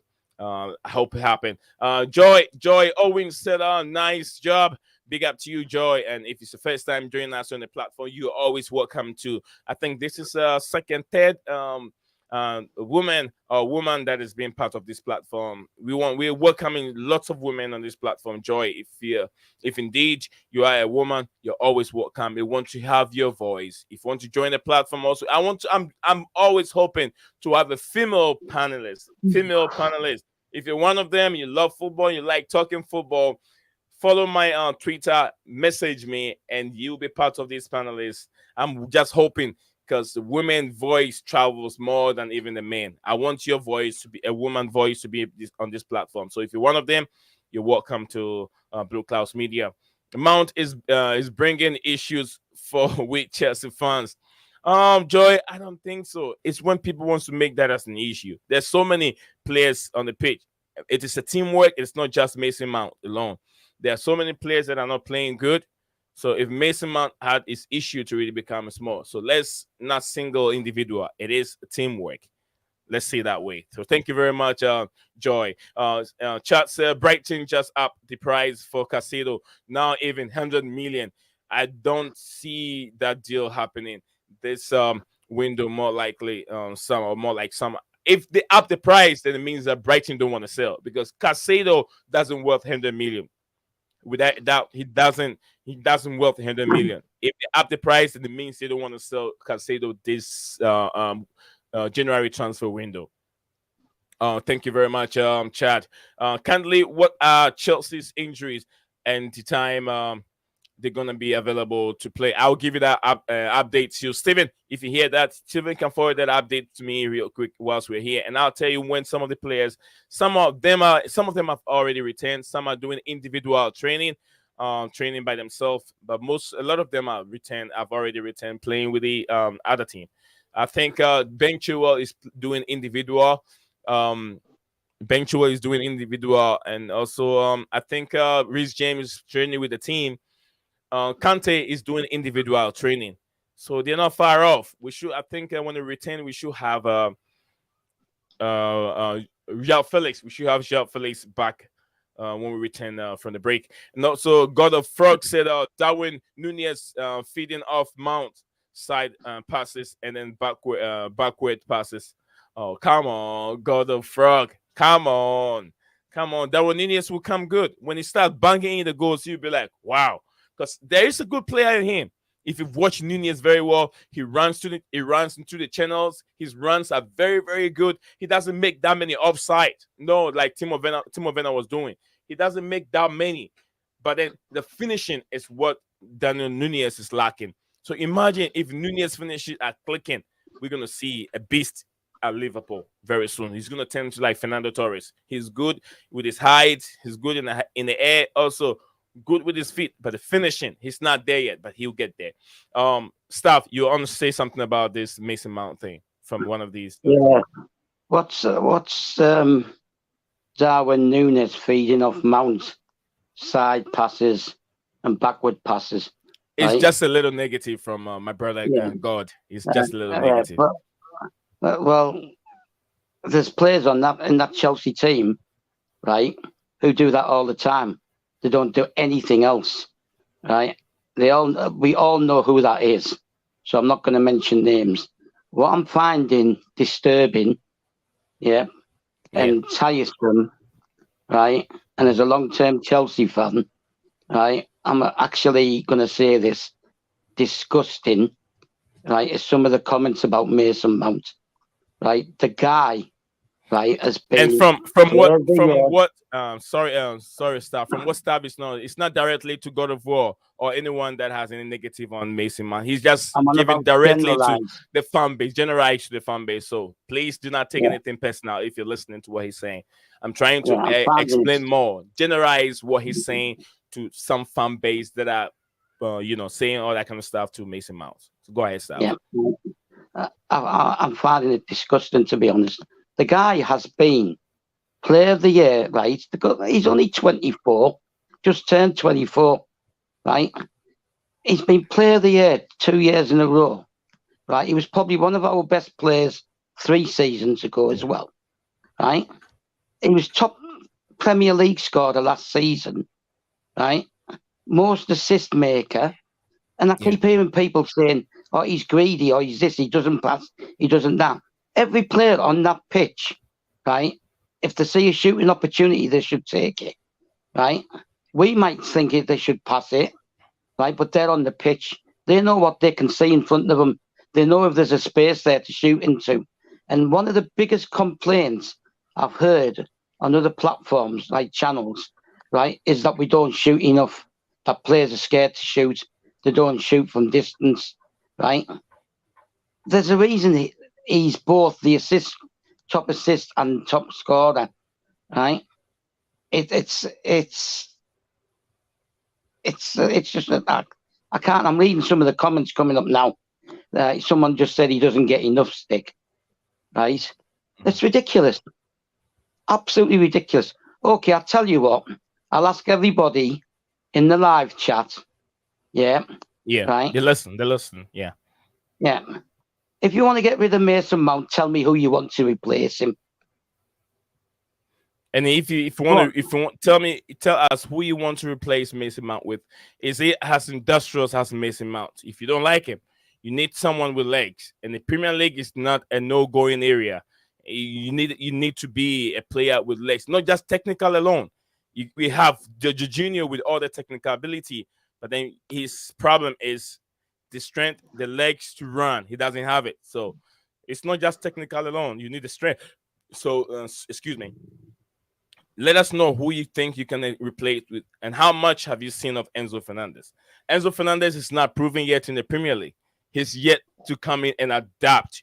The word adaptable, you have to adapt to the Premier League. It's not yet. So if you want an instant success, maybe it could be your guy. But can you read me that comment? Read that comment that's on the screen now. No, read the comment that's on the screen. Oh, okay. This is coming from I123 Love You. It says that would be like you having a bad time at work and your employees said we need to replace you because you're not doing as good as you used to. Everyone has bad time, bro. Let's not be quick to give up. That's it. Yeah. So imagine, put yourself in Mason Mount's shoe, or put yourself in an employee, or being part of a group of employees in a factory. You do your job 100% every day. You're always the employee of the month. Just like Mason Mount have won the best player or maybe the best player of the season before, and then all of a sudden things are not going well for you. Does it mean within a couple of space of a season you're a bad player? No, there's something wrong. Just like Kepa Arrizabalaga, he was going through family issues. And also Cucurella, maybe you don't know, but I'll tell you. Today, maybe the first time hearing this from me, Cucurella was going through off-the-field issues. That is why he was playing that bad. But just look at it. Couple games ago. Look how good. People are even saying Cucurella was the best player. So sometimes we have to be a little patient on the footballers. Remember, they're not robotic. They're not robots. They're human beings. They have blood and water going through their streams. And running miles, running. I'll tell you this. I used to be a boxer, and I run 2 miles every morning and 2 miles in the evening. It's not that easy. It's not easy at all, running miles. That's what they play at 90 minutes. Convert those kilometers into miles. It's not easy. So let's be a little bit more, take it easy in the way we criticize these players. Yeah, Nate, have you got the...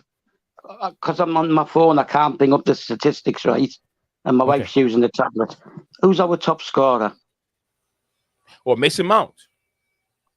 Yeah. Despite not playing well, despite being run into the ground, right, for 3 years, despite being played out of every position, right, from the midfield upwards, including DM and coming back and helping the defence, right? He's our top scorer. Again, he was last season in the Premier League. Okay. Right? People need to get this into their heads, right? Players have off games, right? They're not always fully 100% fit, right? And he's the type of guy who will play through pain and through injuries, right? And people need to stop. And I can't be coping as a real Chelsea fan, right, with this Mason Mount is trash. Can't cope with those kind of comments. Right? It's ridiculous. Right? He's run himself into the ground for Chelsea, for all his managers, right? Whatever they asked him to play, he's played, whether it suits him or not. Right? Yeah, people need to get a grip of this. Let's wrap it up. We got some few minutes. Yeah, one last thing, right? If you want to replace him, right, bear this in mind. We still have to have 8 English players in that top 25. Absolutely. So if you can give me an English player that you want instead of Mason Mount, I'm happy to listen. They'll say Declan Rice, right? So don't worry. They say Declan Rice. Yeah, but Declan Rice is a defensive mid. They don't play the same position. Right? Defensive mid. So instead of making all these derogatory comments, right, about one of our players who's worked his guts off for the last 3 years to accommodate all three managers, right, give me an alternative, right? And if you're going to give me an alternative, it has to be a sensible one and an accessible one we can actually get. You can't just keep signing foreign players. There has to be 8 English players in that 25-man squad, whether you like it or not. Not you personally, obviously. I know what you mean. Thank you very much, guys. Really appreciate it. And we're all learning. Guys, I want to tell you this. Do not listen to what other people say. Judge by yourself. And then also remember, we shouldn't forget the past. Lots of the fan base, we do forget the past, and it's not good. It's not good at all. It's not good for us. We don't have to forget the past. We don't have to forget the past. Mason Mount have done a lot for us in the past, and so we don't have to forget what he's done. Thank you, guys. Whatever negative or positive the comment is, I'll still read it for you. Mount doesn't get enough stake in I think I'm afraid the guy only has 9 open play assists in 170 plus games. This guy is meant to be a creative midfielder. He is. He plays so many positions. God of Frog. I'm not disagreeing with what you're saying. Some of what you're saying makes sense. In regards to now, he's not playing well, and you're very frustrated in his performance. It is true. He needs some time off the game and then reset and then come back again. He'll be good. POTY twice by robbery. Kante was better. That first one he had and stole the second from Rudiger Silva. Oh, I don't think so. This is being voted. This is being hold on. Outside of Champions League, it's voted by worldwide. Yeah, it's voted by when you go on the platform on the Fistan app. I voted. I'm part of it. So it's not just UK fans all around the world that the people that go on the platform voted, and Mason Mount won it. So it's not robbery, my brother. Outside of us, CL. Can I just say one thing quickly? Yes, right. Please, sir. A lot of the UK fans, right, don't bother voting in that kind of thing. They don't bother going onto an app to vote. So he's not even getting the majority of the UK fans' votes either, right? Mm-hmm. It's the whole fan base, right? It's not like someone like all the English are voting for him, right? Mm-hmm. And because they outnumber the others or whatever. A lot of the English fans don't bother. I know because when I go on there, I can see the names of people in the chat, right? And where they're from, right? So let's stop this nonsense. And the comment that he's only created 9 chances in open play, right, in however many games, that's ridiculous. Tell me where you got your facts from. Okay. Just like Staff said, tell me where you get your stuff from. I'll come to you, Ryan. Ryan has been a little bit quiet. I know he's listening. He's there. He's listening. This is from I think we have some new viewers over here. If you're just new on the platform, please don't hesitate to subscribe and also like the video. Keep the bell, let the bell ring, keep the bell notification icon active. So we do talk association football. We bring you lots of Chelsea news and also the most important news that demands an attention in the English Premier League. And we go above and beyond. We go to the Spanish League and then the Italian League. We also talk about the most important thing that needed an attention. So if you're just joining the platform, you're welcome, and we talk sports news. If you want your voice to be heard, also I have my Twitter link there. You can follow it, message me, and then let me know how to be part of it. Now send your comment in. I don't charge a dime a penny to read your comment. I read them as they come in perfectly. We got 32 of us watching, and we can double the like. Let's see if we can reach to 70 like before we end the stream. I know we can all do it. I can do it alone by myself. We can all do it. Let me go back to what we were reading in regards to the comments outside. He said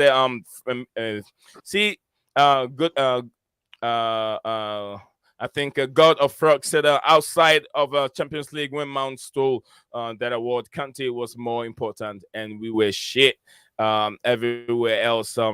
I don't think the UEFA voted for that, and the fan also voted for that. I don't think that he stole it from anybody. Please, Hang on a minute. let's give Mason Mount what he deserves. Mason Bluebird Mount, said, Mason Mount didn't get Player of the Year for Yeah. UEFA, right? Kante he was did. voted the midfielder of the year by UEFA, right? Yeah. But the man who got like Player of the Year, I believe, was somebody else in the midfield, right? Okay. Yeah. And he stole the title from Kante, Okay. right? That's Jorginho. Because if anyone who watched that cup final against Champions League, the amount of times Kante bailed Jorginho out, right? So if you've got a gripe against Jorginho, he's the one who's deprived Kante of his deserved right. Okay. Okay. In regards to Ryan, you're gonna be very busy. No, I'm here. Okay. I'm still here. Yeah, like I do, I'm gonna run out real quick to do one or two things, and then I know stuff. You and I'll put a topic there, and you guys can discuss it whilst I check something out real quick. So I don't want to end the stream because it's getting more entertaining, and I know stuff has a lot to talk about. As you guys can go on, you guys can read the comments on your devices if you have any time, and also you can pay attention to some of the comments that comes in. So Ryan, you're gonna be more busy with stuff here in the next 7 minutes. Well, I'll be still behind supporting you guys. This is coming from Blue Blood. Blue Blood said the fans voted for the POTY, so not robbery. It is true. It is true. I agree with that. I don't think it's in robbery here. Enzo or Caicedo. Enzo and Caicedo. To me, I'll go for. I've seen more of a Caicedo than Enzo. I watched a little bit of Enzo in the World Cup. I did not watch much of him in his Benfica games. So to say adaptable in the Premier League is very, very important, and people have to see that. Don't just see the flair, and sometimes flair doesn't go all the time. Not all the time that flair works. You have to think about the energy also. Direct players. Enzo is a good player, but how much have you seen of Enzo? Just like people say, he is overhyped, and they want too much money for him. So, like I said, but for now, if Caicedo deal is 100 million, Caicedo is too expensive, and I'll go for Enzo. But then both are good players. But I prefer choice with price. I'll go for Enzo. Don Raymond, big up to you, Don, in Texas. He said, for Chelsea to bank over 100 million on Caicedo, they should bank such money on Usman for a striker role. Yes, Usman, another good player for Napoli, but he'll probably gonna cost a little over 100 million or 100 million. Yes. Yeah, Usman, he's not going anywhere anyway. It's not Napoli will not let him go anywhere because Napoli wants to win the Italian Scudetto. So I don't think that Napoli would allow him to go. If Napoli will allow him to go, Chelsea will pay a lot. You're talking about January transfer players goals. It's hard to team to release a player. You're talking about 150 million if you want to get Usman from Napoli. Also, God of War Mount is really replaced FDG. I'm not sure who FDG is. Barella, Madison. Okay, Barella, Madison. All these players are there. There are lots of better options. But remember, Chelsea. Chelsea did not buy him. Chelsea did not buy him. Yes. He's just named 2 foreign players there, right? Which shows some people are not listening to the fact that we have to have 8 English players. Madison is injury prone, right? Yeah. Okay, stop. Ryan. Yeah. Yeah, you can take over the comments. Some of the comments coming in. Some of them I haven't read. Please, I'm not ignoring anyone's comment. Bobby, I've seen you guys down there. I'm not ignoring any of these comments. I know you guys are enjoying the conversation, and I don't want to end it. So, staff will be there with Ryan. Ryan will take over some of the comments, and you guys can talk about it real quick. And I'll be back in a few minutes. I get to attend to someone real quick. So, yeah, staff. Yeah, like I said, bring Ryan in because he's Ryan is right there. You guys will take the topics and then also explain it. I can't. Are you changing the things? Because I can't change them. Yeah, no, Ryan can't change it either, but Ryan can read them. And Yeah, right now, so Ryan can take over from where I am, where I've got to at this moment. Ryan. So I123 love you's message. It says, God of Frog, please easy with your choice of words. Yeah, YouTube can, sometimes delete some of the message. So yeah, let's keep the community much more respectful and healthy. So we have to be a little bit careful in our choice of words. Okay, Ryan, yeah, I'm here. I've got the comments here in front of me. I'll take over. So yeah, so I'll read them, Lee, but obviously they're not coming up on the screen, but I'll read them on YouTube. Okay, thank you. Before you do that, I want to ask you a question. As a neutral, right? You've already said you'd have Mount. Yeah, you're an English-based fan, so and you understand the rules, right? You've got Maddison, who's a very good player. I don't have any argument with him, but he's been out injured quite a few times, right? And he hasn't been running to the ground like Mason Mount has. So, your opinion, right? You've already said you would take Mason Mount, yeah? Why would you take Mason Mount? Yeah, plain and simple, he's better than kind of what we have in terms of midfield options. James Milner's 38. Don't think I'm expecting it's his last season. Keita's just completely inconsistent. Mason Mount's a better player than Naby Keita.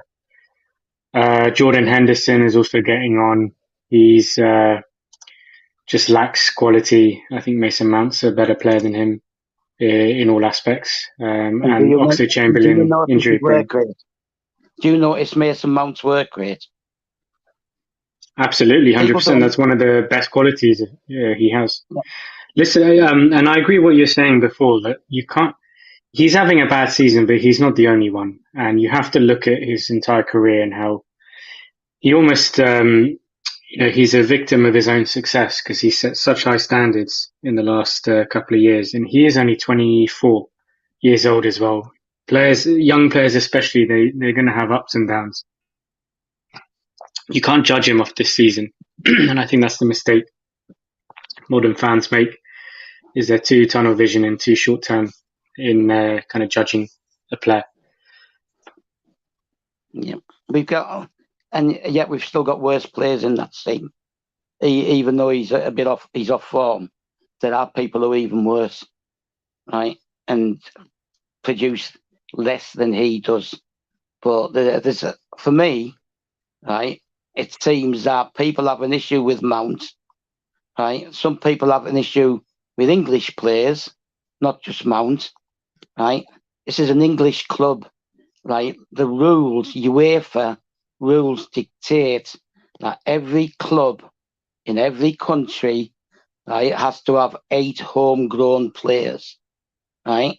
Minimum, and only 17 imports. So whether you like it or not, right, if you don't like English players, the best thing to do is select a country where you don't have the issue, right? Because every country has that minimum, right?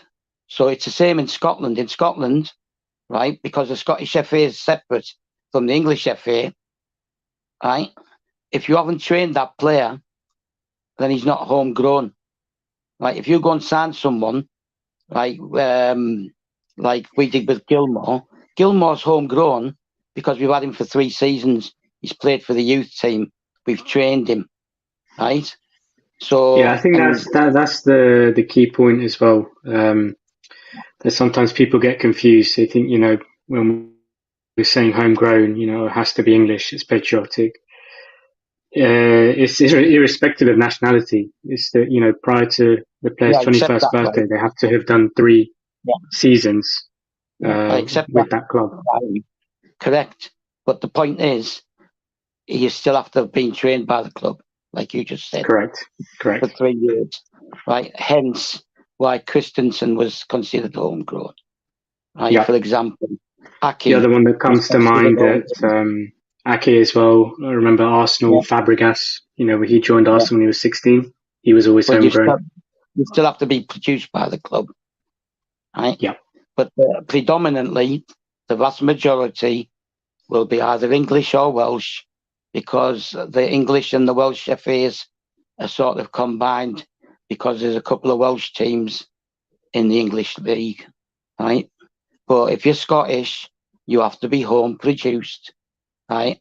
The only way you're homegrown is if you're at the club and the club brings you through.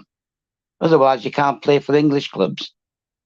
So if we go and sign a Scottish player, he's considered an import, right? Same as any other foreign player, if we sign a Scottish player.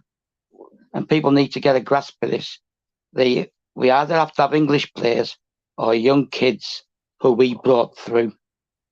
Okay? It's not just like, replace him, he's not, get rid of him, bring someone this, bring someone that. We've got rules to adhere to. Right? But you've already said you would have him, right? With respect, right? I think Graham Souness, right? You know Graham Souness, right? Roy Keane, yeah? Right? Two of the best midfielders there's ever been in the English football, right? One Irish, one Scottish, yeah? And they're both rate Mount. Any pundit on the TV, all professionals who've played the game, right, who see him and what he gives to the club, rate him. But fans, because you don't like a particular, like I don't want to have Jorginho in my team because he's too slow, right?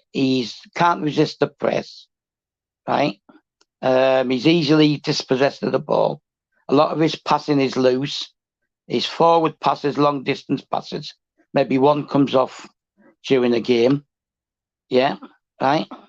And that's why I don't want him in the team. I don't turn around and go, oh, his form's rubbish, or he's not this, or he's not that, or he's everyone's loves him because this. Give a reason. Give a reason. Don't just slate the player. You give a reason. And with Jorginho, he doesn't fit the Premier League. It's as simple as that. It's not because I dislike him or I hate him or I don't want Italian stroke Brazilian players. He just doesn't suit our league, right? And the league's overtook him. It was all right when he first came in, but the league progresses every season and changes, and the way teams play progresses and changes. And he's been overtaken, whereas Mount at 24 is in the position where he can adapt to any changes. The guy needs a few games on the bench. He needs some rest, right? And he needs to start being played in his proper position. And Potter will do that because Potter will play to the strengths of his players and his squad, not a system which is designed for another league, which is what Tuchel did, right? And Tuchel liked him, Lampard liked him, and now Potter likes him. So all three of those coaches, and right, they're all wrong then. They're all wrong. They're all wrong about Mason Mount. England coach likes him. 4 coaches, they're all wrong. Right, Newcastle, Liverpool. You can add to that Jurgen Klopp as well. Likes him. Yeah, Liverpool, Newcastle, right? Yeah. Man United were interested in him not long ago, right? Before Ten Hag took over. Right? All these people are all wrong because we've got all these armchair experts, me included. I'm an armchair fan now because I live in Cyprus and I'm disabled, right? But if I wasn't disabled and I had the money, I'd travel to England to watch games. Like I used to travel to Amsterdam to watch Ajax when I lived in England, right? So, but I know what we had, what we used to be, right? And we used to be nothing because we had to produce players and sell our best players to survive. And I can live with it. And I can live with Mason Mount. having patchy form, right? Because he's been run into the ground, and that's not me being fanboy, right? 53 years I've supported Chelsea, right? I don't know how many players have passed through the club in that time. Maybe 400 or 500, if not more, right? And he is nowhere near low level. The guy is still developing, and he needs the right coach to put him in the right position, to rest him when he needs rest, and to bring the best out of him.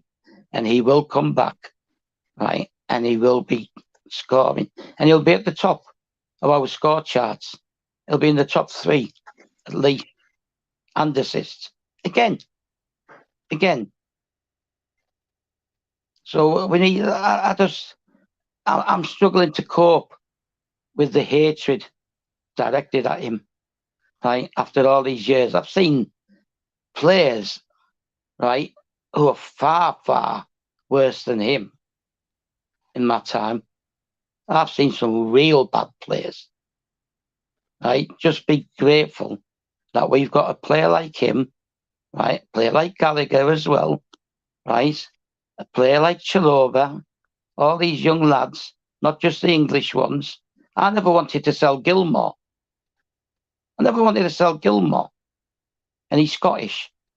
So this idea that there's fanboyism towards English players is a nonsense. My favourite player is Didier Drogba. My current favourite player is N'Golo Kante, right? And Hakim Ziyech. So let's cut this English fanboy nonsense out. We have to have English players, and I want the best. I have to say, Right, I don't do prejudice. Right, the only thing I see, right, when they cross that white line to go on the pitch, is somebody wearing a blue shirt, right, and carrying the badge. And when I see him kiss the badge, I believe he means it.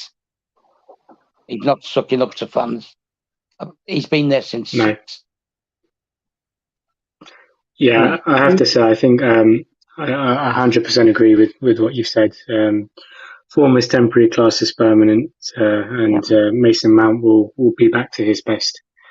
And I think he'll make a lot of his haters look very stupid when he eventually does find his form. Well, look at some of the goals he scored this season from the edge of the box. He's curled him. He's basically curled it round the defenders and round the keeper into the corner. And one of them, I can't remember exactly which game it was recently. Right? People just need to just like calm down, realise we're going through a bad spell. Right? Everybody's struggling with the fact we're restructuring, and we got new owners. They want to do things differently, and that goes to the players as well, right? And they've overworked. They've been overworked. Yeah, I mean that's the feeling I get watching Chelsea, watching Mason Mount this season. That he is fatigued. He needs, like you said, a bit of time out of the team. Needs to, rest and just take a break because he has been overworked, no doubt about it. Let me quickly just work through these comments and then I'm going to come back to Stav. So we've got Mr. Asmar here saying top scorer is Kai. So I just looked this up and it is for the season. Havertz and Sterling they both got 6 goals, I believe, in all competitions. Yeah. Mason Mount has 3 goals. Jorginho surprisingly has 3 goals. That's a surprise. I wasn't expecting. Penalties. Penalties. Okay. They're all penalties. He hasn't scored an open. He hasn't scored an open play goal since the first season, I think. That he arrived. They're all penalties. If that's, that kind of reinforces your point. He's just not fit for, Chelsea in this league. If all his outputs are penalties. Look at Ballack. Look at Essien, right? They scored goals. They played defensively, right? Makelele scored twice for Chelsea, right? And he couldn't shoot straight to save his life, right? And I saw both his goals. One of them was a penalty, right? So, it's Yeah, listen, when you say Michael Ballack, that brings back memories. I think that guy, he only had, I think, 4 years in the Premier League, but he's probably one of the most underrated players that has played in England. He was a Rolls Royce of a midfielder. I would have loved to have had him at he glided over the pitch. He glided over the pitch. He would glide. Yeah, he had everything in his game. Yeah, and people just either you support the team or you don't. You don't criticise your players. If you want to criticise them, right, you have to be constructive and give reasons. Not he doesn't get he's getting loads of criticism, even now here tonight, and he gets criticism on Facebook pages and everywhere. He's not been under criticised. He's not. Yeah, it's obviously it's a democracy. People can say what they want, but I think there's different perspectives. There's people coming from the point of view that they know he can do better, and they're willing him on, and kind of like constructive criticism. I can understand that, but when people are saying sell him, he's useless, it's just over the top. It's harsh. It's not deserved at all. Yeah, unjustified. Let me quickly go through some more comments here. Okay, Chadane, Duncan, we need to exercise patience. Everything won't be perfect every day and every game. Mental health has a lot to do with it. 100% agree with that. Gunaville, thanks a lot. Big up, guys. What's your thoughts, Strav, on Enzo Fernandez? These links don't seem to be going away. No, look, the only thing that's stopping us signing Fernandez is they're demanding the full amount and they want it up front. Right? If they were willing to take instalments, right, the deal would be done. Right? If they were willing to take 90 million, for example, and the other 30 million as add-ons, right, the deal would be done. And that's how the deal with Hazard was done, right? They gave us 90 million up front and the rest were add-ons, winning the Champions League, winning La Liga and stuff like that. And that doesn't show up on financial fair play. Yeah, that comes up structured in a long time, right? And by winning the Champions League, they can then afford to show it when they win something. If you win the league and the Champions League, you can show the add-ons then, right? It's 100. Man City got 160 million last year for winning the league, right? Chelsea got around 105, 110 million euros for winning the Champions League and the Super Cup. Yeah. So once you win in that kind of money, you can then show the add-ons. You can justify the add-ons. So, but Benfica want the money now, which means we've got to show the whole amount now. And over a certain age and over a certain amount, you can't monetize the fee in a way that allows you to circumvent FFP. So it's down to Benfica, right? They rejected the proposal that we give them Ziyech. I think it was 75 million Ziyech, and they could have Santos and Detro Fofana on loan for free. That was for free. So it wasn't going to cost them anything to have those two on loan. And they rejected it because obviously they want the money. But the thing is they're not getting, right, is they're shooting themselves in the foot now because come the summer, yeah, when the loophole's closed, they're not going to have competition for his signature because teams are going to think, well, no, not paying 100 million for him because we can't comply with FFP. Just take the 90 million and the add-ons, right, and get on with it. But it won't go away because we're genuinely interested in him. That's why it won't go away. But they need to change their stance. And it's the same thing with Gusto. Leon wants him back on loan. And I'm okay with that. Right? Just get the guy in, get the deal done, get the long-term contract and the fee so you can amortize it. Right? And then they can have him back on loan. And it's for 4 or 5 months. He comes back, and then in the summer, he trains with the team. He has pre-season, plays friendly. But get him in. If you really want him, just agree to the loan and let him go back. And it solves our problem of which players we can register. Yeah, exactly. And looking at that right back position, especially, the Chelsea really do need to bolster it and get some depth there. Obviously, with Reece James injured, then you're relying on Azpilicueta and maybe the likes of Chalobah. But yeah, well, we did have a right back. I mentioned him earlier on, Dujon Sterling. But the problem with that is Mr. Tuchel decided he didn't want him and he loaned him out. Just like we have a defensive mid, which is Ethan Ampadu, right? And Mr. Tuchel decided he didn't want him, he loaned him out. Just like we had a centre-back who can play left-back as well. Left-footed centre-back can play left-back as well. Levi Colwill, right? Tuchel didn't want him and sent him out. And then same thing with Billy Gilmore, sold him. So the other thing people need to realise is Potter is dealing with Tuchel's transfer window as well. So just give him out. Stav, let me just quickly go back to the comments and then I'll come back to you. Just to address one point from Julius. I'm glad you've raised this, Julius Samoa. You're saying here, if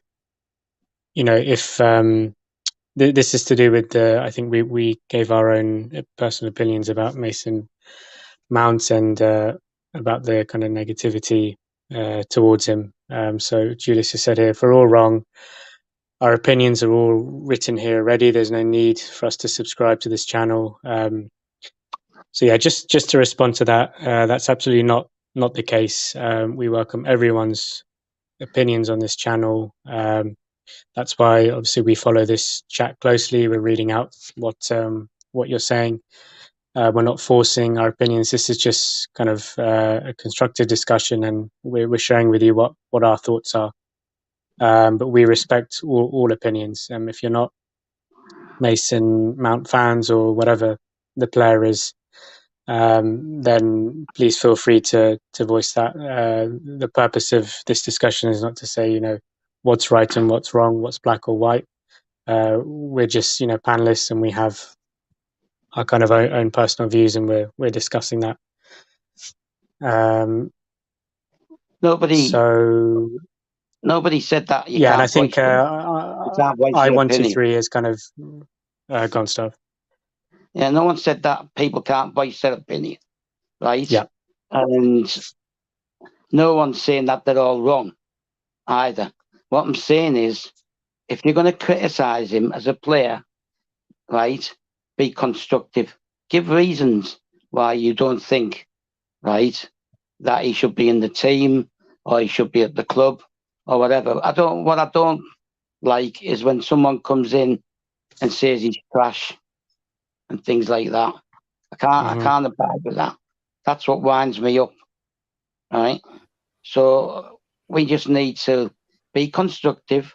I gave my reasons, for example, why I don't rate Jorginho, right, for being in the team. Okay? I gave it. His pace, his lack of strength, his lack of ability to resist the press, and a lot of other things.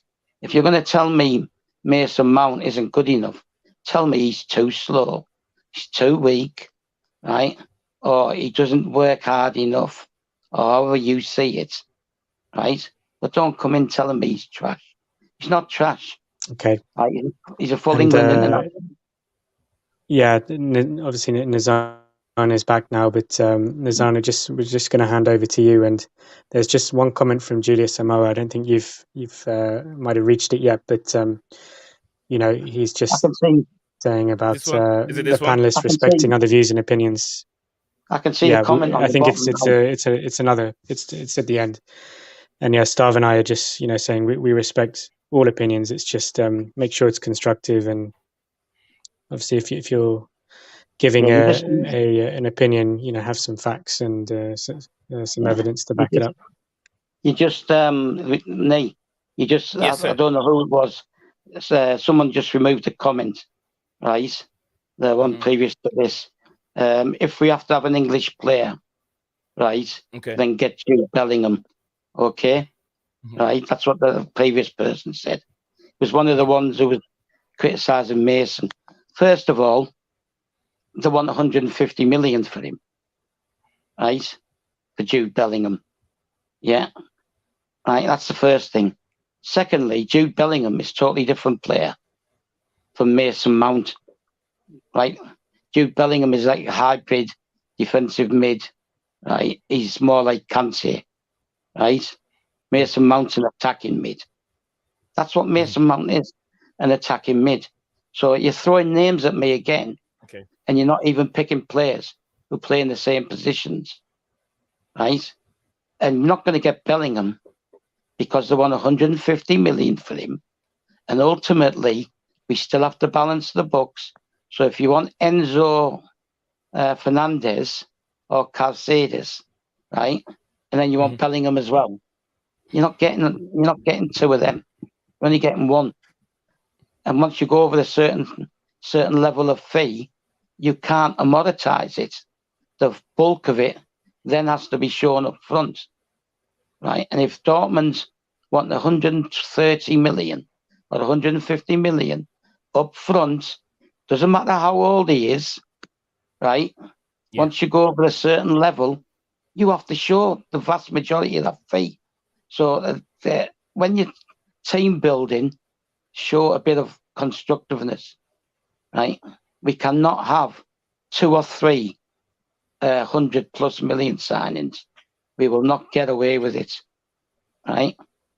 Jude Bellingham fits in perfectly in the system, right? Or the project because of his age, because he's talented, because he's English, right? But he's a totally different aspect to Mason Mount. They're 2 totally different figures, right? Who offer 2 different things. And there's been games when you've seen both of them playing together, and there's a reason for that. Okay. Thank you very much, Stav. Thank you very much. I really appreciate what you guys have done. I took over the. I was listening on my way to. I mean, I went to pick up my kids, so that's where I was gone for a few minutes. And the school is not that far from home, so it was just 6 minutes gone. So thank you guys very much, Ryan. I really appreciate you. I read the comment. Is it the last one you got to? In regards to Julius' comment, Julius Amora. No. I think might have. Yeah, that might be it. There was one before it. Okay. So, did you guys read? But I mean, did you guys read Julius' comment? Oh, that was the next one on the line. No, that was the next one. That was the next one. There we go again. There we go. Another comment. Mason Mount is replaceable. All right, this is coming from D Bridget. D Bridge. Sorry, D Bridge CFC said Mason Mount is replaceable. Yes, everyone is replaceable at the Chelsea Football Club. It's just the name that you can never change. So everyone is replaceable at the football club. And I'm here, Julius Amora. I know. The name sounds very familiar. It should be. It could be my Ghanaian brother, Julius. Let's drop some emotions, okay? Let's drop some of the emotions and bring it down a little bit because it's just football. It's entertainment. Put the one that you see on TV, the likes of Kanye West and all that guys, of the other stuff they do on the stage. This is a platform from these young guys to entertain us. You get what I'm saying? There are shows. I'm sure they have shows that you've gone live shows, you've watched shows that the artists did not perform very well. And the same thing can happen. You could go to the stadium and watch these football players play, and that day that player could not play very well. And understandable, as you said, if you are a top player or best player for 2 seasons, and you're not underperforming, you are now underperforming, you must be benched. What the hell is your panelist talking about? Is Mount bigger than Chelsea? No one is bigger than the team. And please show some respect to this panelist. You don't know them very well, so that's what I'm saying. Show some a little bit of respect to them. We have senior citizens, and then legends. They are ex-season ticket holders of the football club. So they know the good days and then the bad days of Chelsea more than some of us here. So let's show some respect to them. But like I said, your opinion are always acceptable. But then let's be more constructive. Let's construct them very well, and let's really pick points. Yeah, and can I just say something? Yes, just one thing. Stuff. There's a lot of message here to read, stuff. Okay, go ahead real quick. Just, I want to respond to what you just said. 10 seconds. Right? Nobody's more important than Chelsea. Nobody. Right? And I said that when Tuchel got sacked. I said it when Mourinho got sacked. Right? I said it when Ancelotti got sacked. Right? As much as I love Mourinho and Ancelotti, right? And I didn't like them getting sacked. But ultimately, nobody's more important than Chelsea. Chelsea was there before any player, any coach, any owner, etc., right? Nobody's more important. But when you're discussing your own players, have a bit of respect, right? Don't be using words like trash and rubbish and things like that. Show a bit of respect. And if you don't want that player, give a reason, right? Why? A constructive reason why you don't want that player. Nobody is bigger than Chelsea. Thank you very much, staff. No one is bigger than Chelsea, like I said. Mays is a good player, but this season he is playing like a player playing League 3. I wish he get his form again. I love the boy. Thank you very much for loving me. See, just like I said, the fan base is divided. There are some people that will love Mason Mount, and then some people that will not like him. I know he's the poster boy of Chelsea Football Club. And he's a poster boy of almost every manager. I had on my way going, I had Stav and Ryan talk about judging Klopp, one of the best managers in world football. They love the work ethic of Mason Mount. They love that player. Frank Lampard used him. He used him almost all his games. I'm sure he's probably been, besides Aspilicueta. Aspilicueta has been in the club way longer than Mason Mount. So besides that, I'm sure Mason Mount has got lots of minutes in his belt playing for Chelsea than any other player in the team. So that should tell you that it's not just by what we see, but then tactical experts, coaches, managers know why they use him all the time. So let's take some of the emotions away and let's pray for him so he become good for our football team. Because like I said, I've said it before, there is no guarantee that any player that you can bring to their team is going to hit the ground running. It's only sometimes rare players, but then it hardly come by. So it doesn't mean that Enzo Fernandez has been good for Benfica. If you bring him to Chelsea, it's going to work. It might not work. How many number 9s have Chelsea had that has never gone right for Chelsea? How many number 9s? A lot of them. So what we already have and what we know we can get from him, we already know Mason Mount and what we can get from Mason Mount. So let's take it that way and then move on. Let's pray that he gets better. So Frog, God of Frog, Frogs, man, your comment has been blowing this computer up today. Name by country a bit judgmental. I'm not so sure if Ryan, I'm not sure what you guys said, but this is Frog said name by country is a bit judgmental. No, I don't know. I don't know what he's referring to there. Okay, name by country is a bit judgmental. We didn't discuss countries. Yeah. This is coming from Ola. I'm not so sure. Timideo. I'm sure that's a big up. Great minds. Thank you very much, my brother. I'm sure you enjoy it. You have a great mind and great talent and people that knows the game. They are here with us, and I'm sure you guys are all enjoying the show. We've been running the show for almost 2 hours 26 minutes now, and it looks like you guys are still interested in what is going on. Chat said we just need to exercise patience. Everything won't be perfect every day or every game. Mental health has a lot to do with it. Absolutely, absolutely. You can win every game. You can win every game. Arsenal, even playing on top of their game, hasn't win every game. So apparently there is demand for 100 million for both Enzo and Casado, which is crazy expensive, very very expensive. Even Enzo deal is even over 100 million. They want 120. Enzo deal, they want 120. Thank you very much, Bobby. I'm not sure if you're still there, but if you're there, thank you very much for the news you're sharing with us. And Steven said, Everton has been put for sale. Mosheri asking for 500 million. 500 million. Everton, yeah, Everton are not that big. Since when? Steven, if you have that link, share with us so I can share it on the screen for everyone. Guna, if you're still there, big up to you, Guna. I know you missed me. I'm back. Guna said, big up, guys. Guna said, this club have run the market 100 million for Casado. It's a scam. That's way too much. 100 million. Casado, I only pay 50 million for Casado. That's too much. What has he win? Who knows Casado until he came to the Premier League? Just like Cucurella. I mean, the market is being ranged at this moment.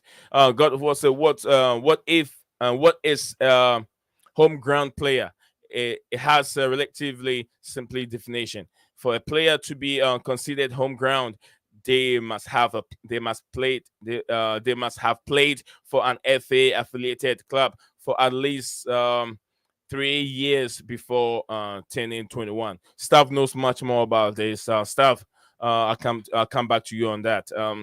You don't need to be English to be homegrown. Wesley Fofana counts towards this. Staff, I hope you take a note of this. Brazil, big up to you, my brother here, Davi. I'm sure you're coming from Brazil. Big up to you, all Brazilians. It's always a pleasure to have people traveling all the way from Brazil. Not traveling, I mean, the connection is getting there to Brazilians also to be part of this program and be part of it. If you haven't subscribed, please do us a favor and also subscribe and like the video and then share it if you have it in time. Don said God of Frog, take it cool, bro. God of Frog, I love you, brother. 112 said, if you're new to the channel, welcome. Please hit the like button. Okay, we have a Santiago. You're late today. Where have you been, brother? Santiago, my man. If Liverpool wants to buy Mount for a good amount of money, then we must sell. We need more money for Enzo. Okay, you don't know what you have until you lose it. That's what they say it all the time. Mark, I think Mark Broby is the name. I can't say the first one, so I just went ahead to say Mark Broby. And Broby, please, we really need Enzo, Casado, and Gusto. Yeah, Gusto, we need him for the right back situation, and he's taking that he wants to be a backup. That should tell you how strong that mindset is. He knows Reece James is there, but he wants to work his way out to the senior team. If he does better than Reece James, we need a better player for the right back position, more instead of what we have now at this moment, which is Azpilicueta. Very good for just 20 to 30 minutes, but then not good for a whole 90 minutes. Azpilicueta is who I'm talking about. Also, my brother here said, I would love to see a backup for James, and Gusta is the best for Chelsea. We all agree looks like this is the guy that will be in that position this January's transfer window. I don't think it's possible to get both Enzo and Casado due to Benfica wanting the whole buyout clause. Chelsea would end up violating the FFP. Absolutely, Santiago. We can't get both. We have to get one. But who will be the preferred player? To me, I think a World Cup winner for 100 million, it's a little bit too much, but then he's proving in the World Cup, and that will hype the team also, hype the club as having a World Cup winner in our football team. Casado hasn't won anything, but he's a good player. He's proving in the Premier League also. It's difficult. It's very difficult to choose at this moment, unless we sell off. Of course. Absolutely, there are certain players that will be going. Julius Samoa, big up to you, my brother. I hope all Ghanaians are doing well. If I'm sure you're coming from you're watching the stream from Ghana. He says no one hates English players. Mount, just like other few players, have underperformed lately, and all that the fans are saying is that he must be benched. No one hates any English player. I don't think anyone hates anyone in my opinion. It's just that Mount is not playing very well, which we all agreed to. Santiago, how much do you sell MM for? Mason Mount for? How much will you sell Mason Mount for? This is a question to Santiago, I think so. My brother here also said we should work hard for Gusto. Has backup for Rhys James. Oh boy, that's a lot to read. Southgate dropped him in the World Cup. Lampard like him, got sacked. Tuchel like him, got sacked. And Potter like him, plays him non-stop. And now we're playing the most we ever have done. Oh my goodness, missing Mount could come good for everyone here soon. Everybody, No need for Godin. No need. That's for what I Godin. said. That's exactly what I said. everybody said Mason Mount needs a rest, Yeah. right? And everyone said that. I said it as well. He needs to be on the bench for a while to get a rest, right, and rebuild his fitness levels because the guy is fatigued, right? However, yeah, we've had so many injuries. There's been games where we've had to play people, whether that's Mount, whether it's Gallagher, whoever, right? And I believe Mason Mount is the only one who started or been involved in every game so far this season. Nobody said he shouldn't be benched, right? I said it, he needs a rest. So that's the same as being benched, right? So all these people trying to say this and that, like nobody said he should be starting every game, right? Yes, he needs to be benched. He needs a rest, right? Yeah. Just like okay. everyone else. My brother here, D Breach CFC. No. I love this comment, but it's a little. We're not hypocrites here. We're not hypocrites. We see what is going on. We watch the same game you watch. Says you guys are biased as if I can't believe you. You see all of Jorginho flaws, but you don't see Mason Mount doing anything. This is commercial. This is comical, as if you're all hypocrites. No, my brother. Take it easy. Calm down. We just said it. We see Mason Mount is not playing well. I gave reasons, right? Yeah, why Jorginho doesn't suit the Premier League, right? Didn't say he's not a good player, right? But he's better suited to Italian and international football, right? Not the Premier League. And if people can't see that he can't resist the press, that he can't tackle, he can't win anything in the air, and he's too slow, and his passing is sideways and backwards, and his forward passing is erratic, right? I'm sorry, but that's the case. That's not seeing his flaws. I've given constructive reasons. See, why this is very, very constructive. Just like Stav said, very, very constructive. You cannot say the same to Mason Mount. Mason Mount is not playing well, but it doesn't mean that Mason Mount he doesn't track back. Mason Mount don't have the energy. Mason Mount is not just playing well, but we've had this problem with Jorginho since day one he came to football club. And I'm sure you've seen the same thing too. You could argue that Jorginho don't have the physique. Jorginho don't have the strength to be able to fit into the Premier League team. I'm sure you could argue the same thing. So let's not get contradicted or confuse ourselves with this this issue with Jorginho and then Mason Mount. We all know Jorginho has that issue. Mason Mount is just not playing well. Santiago said Mount currently value is between 45 to 50 million. So I will try to sell him for that much. Okay. Might be fair. I think English tax could get as 80 to 100 million for him. Maybe unrealistic. Okay.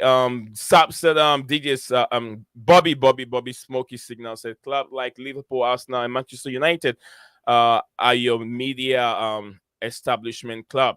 they use media to push their narrative and attack Chelsea, which we've seen that a lot. Also, Sky Sports does that thing a lot.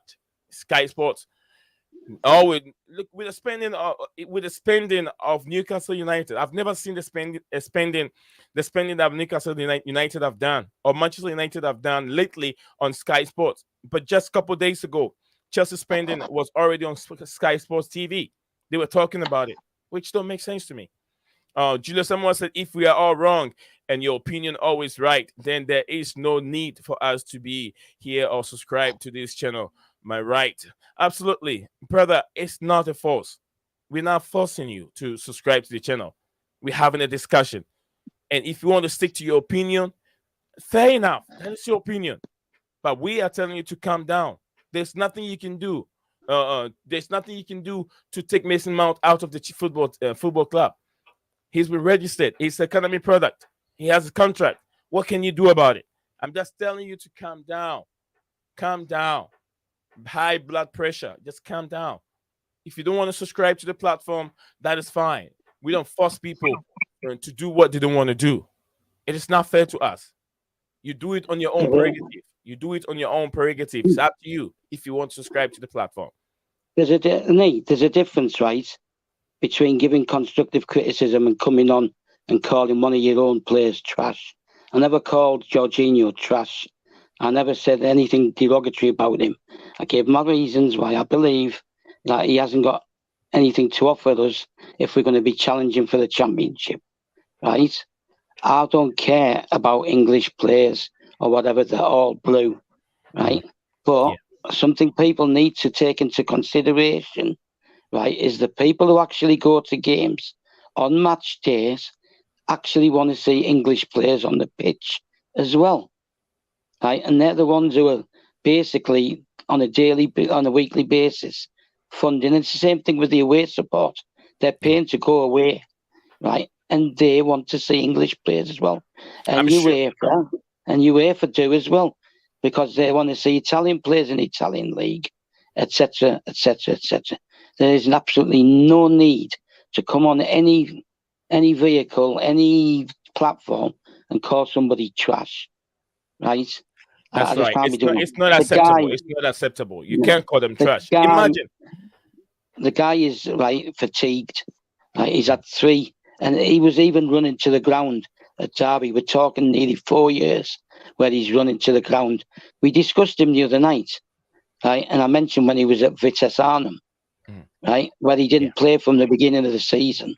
And then when he did get in, because he was fresh, right, he stood out. He stood out. Yeah, guys, let's try and move on from Mason Mount.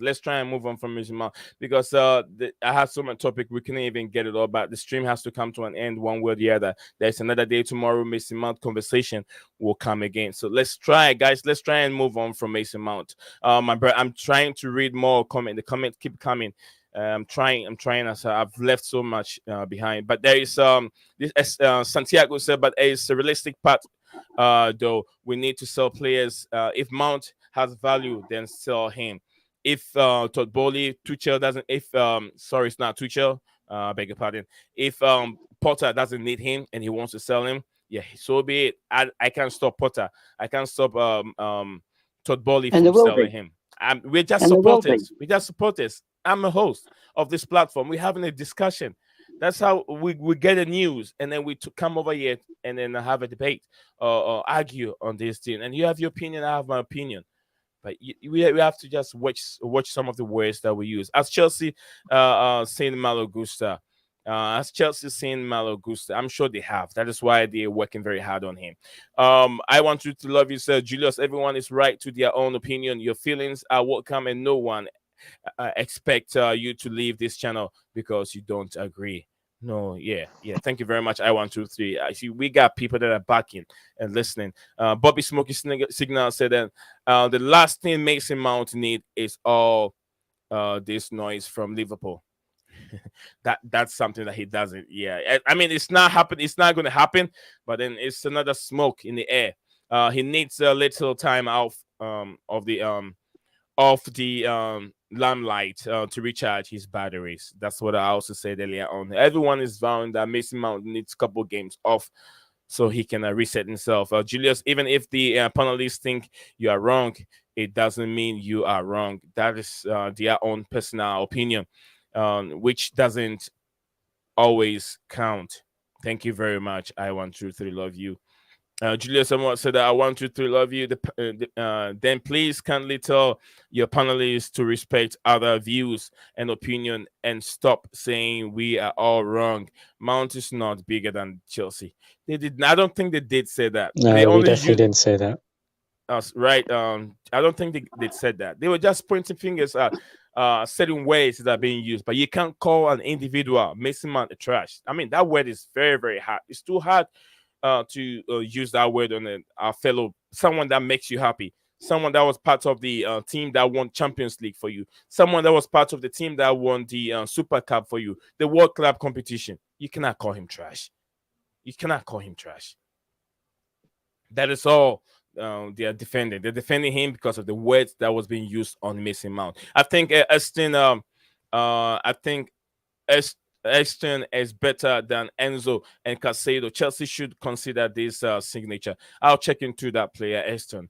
I'll check into him. There's a lot of players that have been linked with the club. Enzo needs to put his foot down and stop showing up in games. This will force Benfica to sell.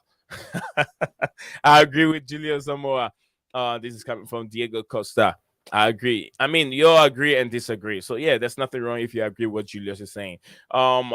Julius Mount definitely isn't bigger than Chelsea. The whole team makes Chelsea with all the good and bad is what makes a team. We will address the penalties to make sure they respect other thoughts. Yes, panelists they will respect your thoughts, just like you said. So if by one word or the other someone have said anything that has hurt your feeling, I and the host and I stand here and I apologize to you. If you feel you've been upset by any of our panelists, they just also hearing their opinion. So I'm sorry if that is that's how you feel. You're all off with Jorginho criticism. He's better than how you're describing him. Okay. Bellingham is not worth it. No Mount said he is number 8. I'm sure that's what he's trying to say. Mount is number 8. I think I'm getting close. I rather pay Enzo than paying for Bellingham. But Deshaun Montgas said, what do you think about Pedro Porro?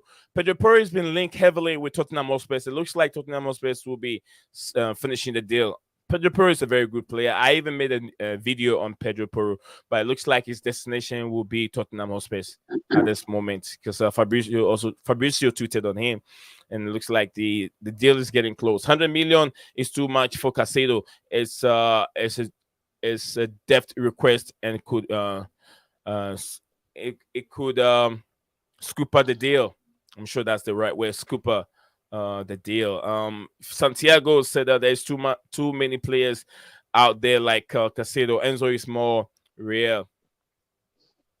Bobby said Liverpool using Sky Sports Media to push their narrative about Jude Bellingham. I said Liverpool is, I don't know. People tag Sky Sports to be Liverpool platform. Ryan, do you see that? Do you believe that? You as a Liverpool fan, does Sky Sports do a lot of favor to Liverpool Football Club? Personally, no, but I kind of understand the comment. Yeah, that. Sorry, can you bring the comment back up again? Okay, this is from Bobby. Bobby said Liverpool using Sky Sports Media to push their narrative about Jude Bellingham.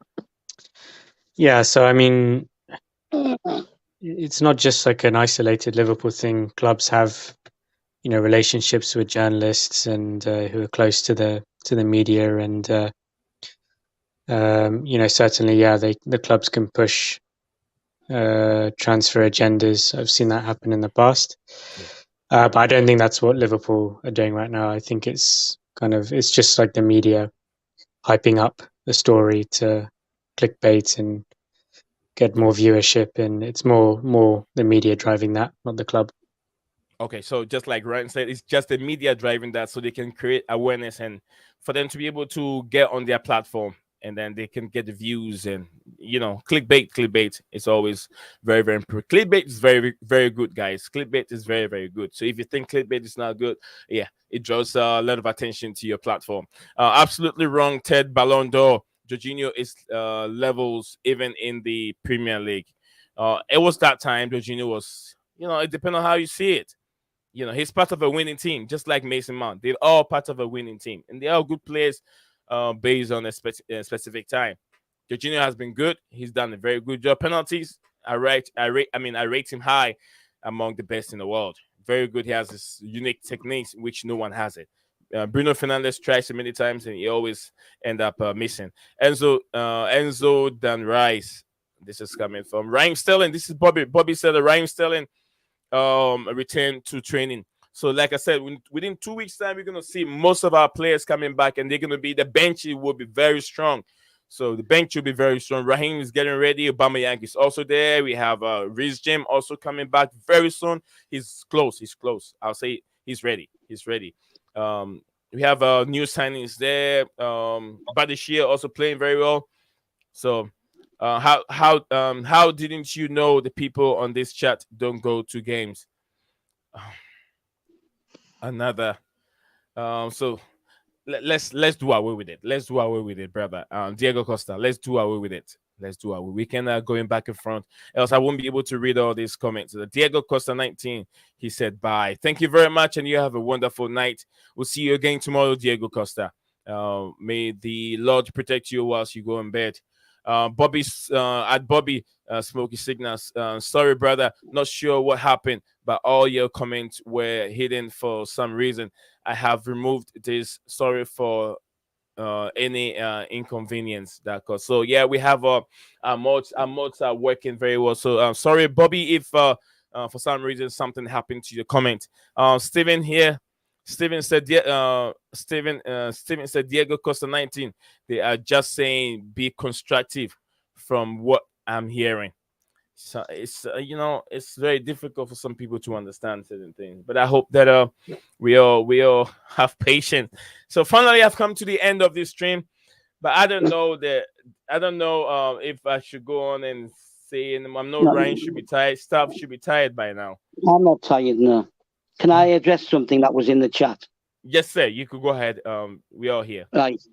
The thing about Jorginho being third in the Ballon d'Or, yeah, and that makes him levels up on the Premier League as well.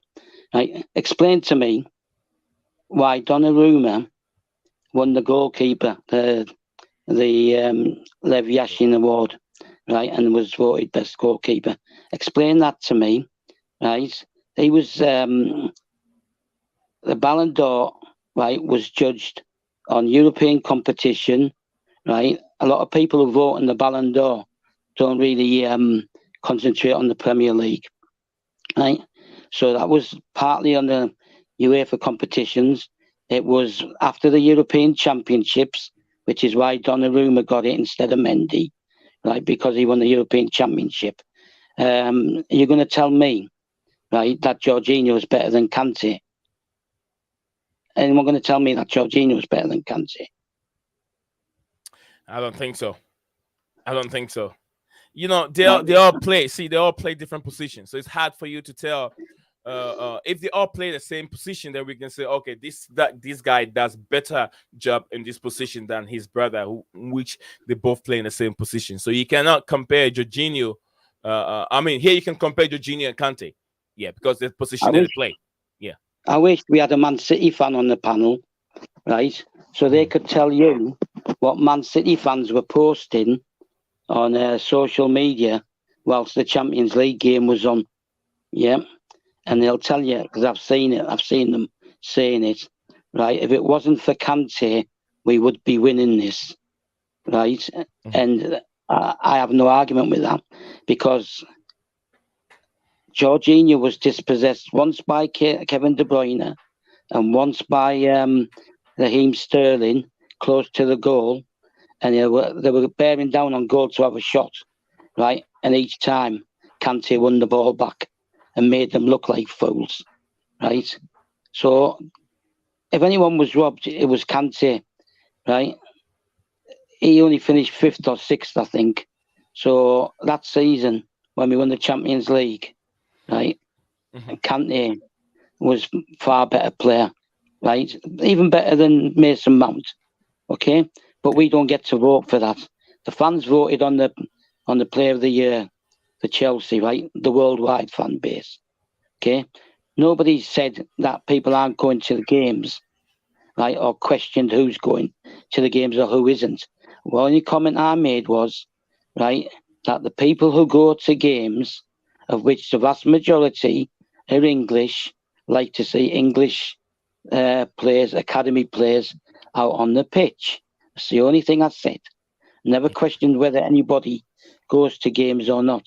I've admitted that I don't go anymore because I emigrated and I'm disabled. But in the 53 years that I went to over 1,200 games, home, away, and in Europe, right? And I wasn't that fussed if we had English players or not, right? But I'm not English.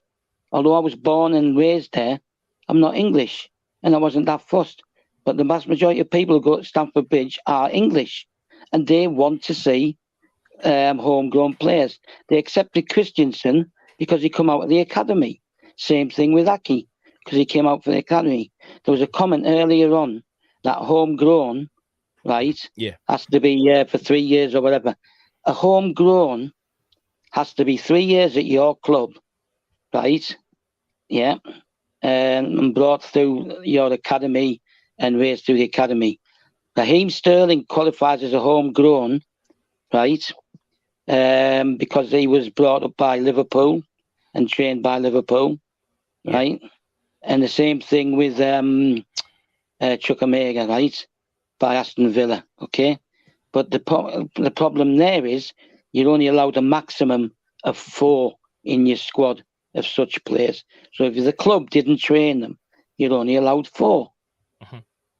Right? Listen, I don't come on these.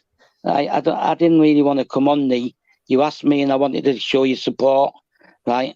Stop. Because hang on. Before I go onto a platform, if I'm going to make a comment about something, I research it. I research the FFP rules, right? I research the homegrown rules, right? And I'm not just talking off the top of my head. I researched it, right? Because I want to bring factual stuff to your platform, right? Not just pick things out and twist them around to suit my narrative as my argument or whatever. I have researched it, okay, right? And yes, we can have players from other clubs who are still homegrowns, right? But only 4, maximum of 4. Like the signings now that we've made, I think 5 of them are foreign and the 6th one is English. And none is English, right? But we can only register so many of them. And that's the conundrum that Potter's going to have to come up with. He's going to have to decide which of the 3, right, he wants in his squad. And I've also looked into it, and all 6 of them players have played in UEFA competition. So we can only register a maximum of 3. Thank you very much, sir, for giving us all this knowledge. You know, like I said, my pundits that I bring on this platform, they don't just say things off their head. I'm talking about people with vast of experience. They have lots of experience and they know what they're talking about and they do research before coming on the platform. I'm not so sure what is going on YouTube, but my thing is just lagging on my screen over here. I'm not so sure if you guys can see me because I can see myself here. So I'm not so sure. Okay. Yeah, I can see in his own. His own. Let me very quickly conclude on Jorginho. I think when we were discussing him when you were off, The screen, yeah. The screen, yeah. Stav and I, we have our opinions about him, but we were trying to be constructive. Stav, gave some reasons for why he explained that Jorginho struggles to beat the press. He's not the best at tackling. He's not very mobile. But he did mention, in a constructive sense, that he's probably better suited to international football and maybe other European leagues. But the Premier League itself, he's probably not kind of adapted and well suited to it. I share that opinion, but I know that he is a good player. He plays that kind of register, deep line playmaker kind of position. He can dictate the tempo of the game. He can spread long passes. We used to have a player at Liverpool. His name was Xabi Alonso. He did something very similar. Yeah, the Spaniard. Yeah, the Spaniard. And, he was a player who, polarized the fan base for many of the same reasons. Some Liverpool fans thought, he lacked mobility. He wasn't physical enough. He was slow. But then he had these strengths. He could dictate tempo, beautiful long passes. Damn, yeah. Power, technique. And, I respect the kind of position Jorginho is playing. It does require a degree of tactical intelligence. And especially, at his age now, he's the wrong side of 30. To be able to play in the midfield in the Premier League when you don't have kind of blessed with pace and mobility is difficult. You have to be almost a step ahead in the mind. So just from my perspective, I respect him as a player and his strengths, but I agree with Stav. I just don't think he's right for Chelsea and this rebuild, especially. I mean, I know when you talk about Jorginho, a lot of sports pundits will tell you the same thing. He's a good player, but not really fit for this league. And I agree with you. That's your opinion. But if I listen to your opinion, it makes a lot of sense. You're not just how will I say it? You're just being constructive. You're not being constructive and things that he's not doing right. You're not just calling him names, but then you're being constructive and criticizing him, which is the most important thing that some of our fan base need to see and understand. Yeah, stuff. Before I bring stuff, I'll let you come in. I'll let you come in real quick. Give me just 1 minute. Let me finish this last comment. I'm sure it's going to be the last comment. Chelsea, please, Diego Costa, you don't have to subscribe to the platform. Diego Costa, you don't have to, but then look, it's entertainment. This is football. No one is begging you to subscribe to the platform. But if you want to have a conversation with people in the community, come over all the time. You don't have to subscribe. You can just hop in, and then you're always welcome if you feel like joining us. My brother out here, Santiago, I think the second time he's telling me this. He says the most underrated channel, MUC. I don't understand what MUC means, guys. If you guys understand this abbreviation. It says most underrated channel. I think that's what it means. Most underrated channel. Thank you very much. I'm sure one day everyone will hear of me and then they'll join. I think he said it the other night as well. Yeah. I think he said that before. Yeah. Right. It means we're doing something good. It means he's being educated and he's getting so much of knowledge from the platform. I'm very happy he is. Steven said our official City account put something like, if we can just bypass Kante, we may have a chance. Ooh, the Champions League. You know what that means? People that don't understand the Jorginho criticism, you know what that means? It means that they got two pivots. The pivot was Jorginho and then Kante. So if you find your way to go beyond Kante, it means you're left with one that is not strong, and it's easy to bypass that guy. There are two of them. Once they're like that, they're all standing in front of the back four, or the back three, whatever they are. If you go beyond Jorginho, Kante, then it means you can get a goal from Chelsea. That was their tweet. Yeah, do you know? Listen, go ahead. anybody who saw Makelele, right? It's something Ryan said earlier on, right? Makelele wasn't overly strong. He wasn't overly quick, Okay. right? He wasn't bad, but he wasn't great in the air. But what he did was what Thiago Silva does now in defence, right? He reads the game. He reacts ahead of what's going to happen.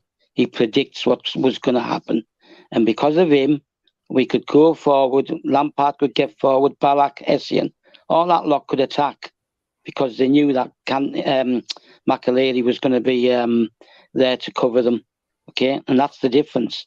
And Jorginho doesn't have that quick working defensive mind. I'll say defensive so that I'm not sounding like I'm criticising his attacking attributes, right? Mm-hmm. But defensively, and you have to know, right, that when we got beat 4-2 last year, and they asked Arteta why, right, he said that they exploited the gaps, right, between the DM and the defence, and they did, and that's how they exploited the gaps.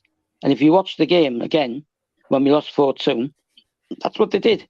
They went long, or they moved the ball quick down the flanks, right, and to get in behind.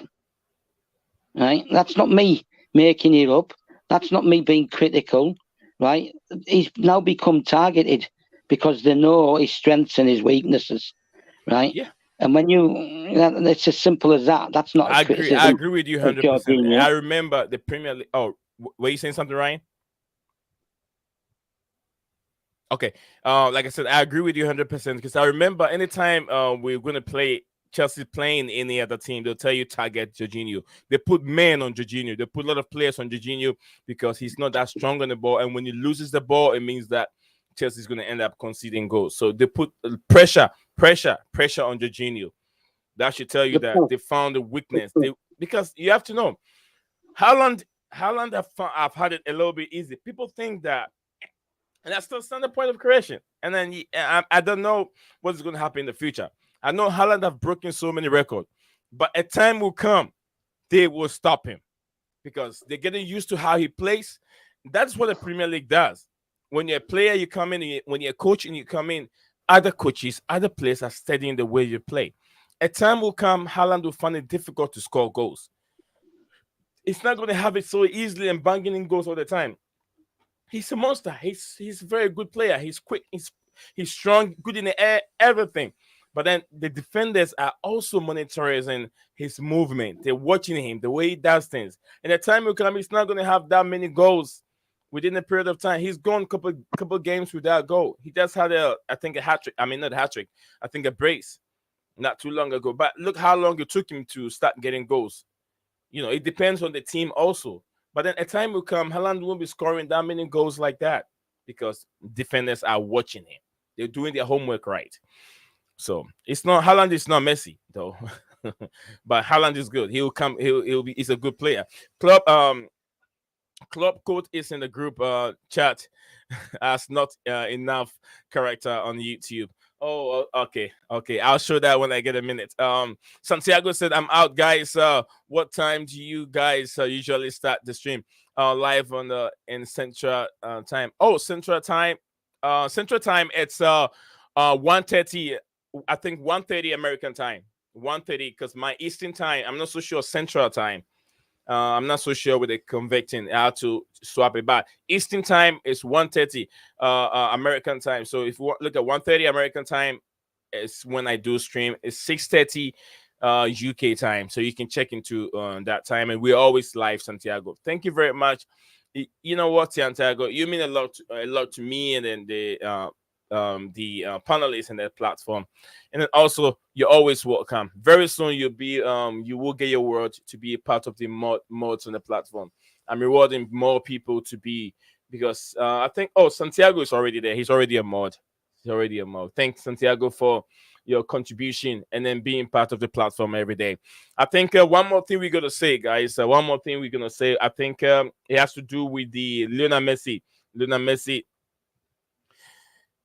Oh, according to journalist Gerard Moreno has stated on his Switch channel, on his tweet channel, that Lionel Messi is not close to renewing his contract with PSG. Is it a sign that we're gonna see Lionel Messi moving to the Arab countries, or he's gonna move back to Barcelona? Then does Barcelona have the money to pay him this time?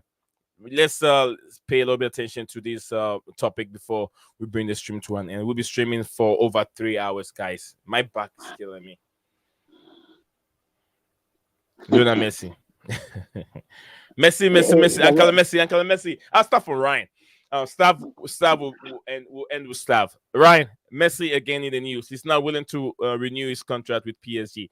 Is it time for Messi to go back to the Catalonians, or is it time for Messi to go back to the Arab world for big money? Yeah, it's a difficult one because obviously we're not privy to what he thinks, what his agent thinks. Oh yeah, probably winning the World Cup is hold on, maybe. Right before you go there, I know you've read the comment about Ronaldo. As is being said, is it Jose Mendes, right? Jose Mendes, in the form of being a threat to Jose Mendes. He said he wanted Ronaldo. If people don't know, some of the viewers don't know, that was a threat Ronaldo passed on to his agent Jose Mendes, or I forgot the name. I just said it back. Jorge Mendes. Jorge Mendes. He said if Ronaldo doesn't get him a club like Chelsea or City, then he's gonna fire him. That was a threat coming from Cristiano Ronaldo to his agent. So yeah, if you listeners, if you don't know this is up to you. So Ryan, go ahead. No, that's correct. I think it was one of these tier 1 journalists tweeted about this. I think it was Chelsea or Bayern Munich. He said if Bayern Munich, Chelsea, Jorge Mendes doesn't. It wasn't City, Chelsea and Bayern Munich doesn't place him in either of those clubs, then they should separate, and that's what happened.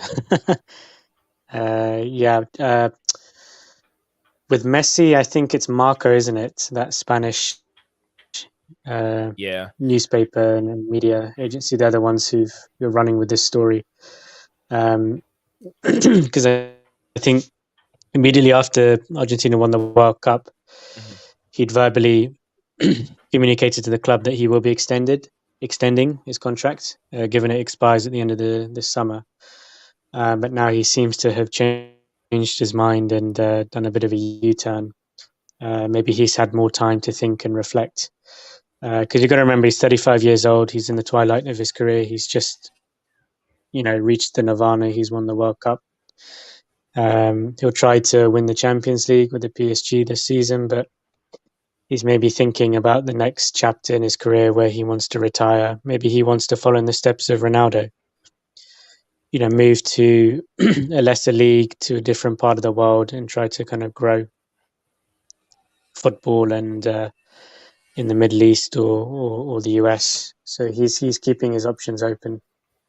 But yeah, the alternative could be that Xavi and the Barcelona hierarchy are trying to woo him to go back to Barca, which would be pretty crazy when you think about the circumstances of how he left, that he would even contemplate going back. But they've just won the Super Cup. They're in a good place. They could win La Liga, given Real Madrid's problems this season. So I wouldn't be surprised if he went back to Barcelona, because that's where it all started for him. He was in the Messiah Academy, and that's the club he loves. That's in his heart. I'm trying to zoom this thing in, but I don't know if it's not working that well for me. But yeah, this is what Stephen was talking about, the comment from Jurgen Klopp. As he said, this is a comment from Klopp, and Klopp said there are obviously different ways you can do it. Rebuild, but it's all based on the situation you are in, especially with the things happening around Chelsea. With the things happening around Chelsea with the new ownership, obviously nobody knows exactly how they do it, how they can expand, how they can spend this much money. Klopp can F off over here. Klopp also is talking on Chelsea. Klopp need to be a little bit quiet. I love Jurgen Klopp, but sometimes he goes off topic. This is not your football club. If your football club is not giving you that money, the rules are there. The rules are there before Todd Bowley came in, but they are exploring using the rules wisely. Why is FFP not using the rule by Club? It's morning over here. He's talking and talking about it. Ryan, you are his son. You're a descendant of Jurgen Klopp. What's going on with your man with his comment? I don't know. It's many. I just think it's how bad the season's going, and he's frustrated with a lot of journalists. If you've been seeing the press conferences this season, he's picking bones with and picking fights with journalists he doesn't like. The questions he's being asked, and he's under pressure. He's under pressure, no doubt about it. If you look at how badly Liverpool have done this season. Yeah, so Steven said Klopp always talking about Chelsea and other teams. Man need to shut it and focus on himself and Liverpool and the issue they have. Thank you. Stav. Oh, I lost Stav for a minute. I was going to go on Stav so he can finish on Lionel Messi so we can bring the stream to an end. Stav, if you're still watching, I'm waiting for you to give me your opinion on this Ankala Messi news. Stav, you're back again. Ankala Messi. Let's finish on Ankala Messi.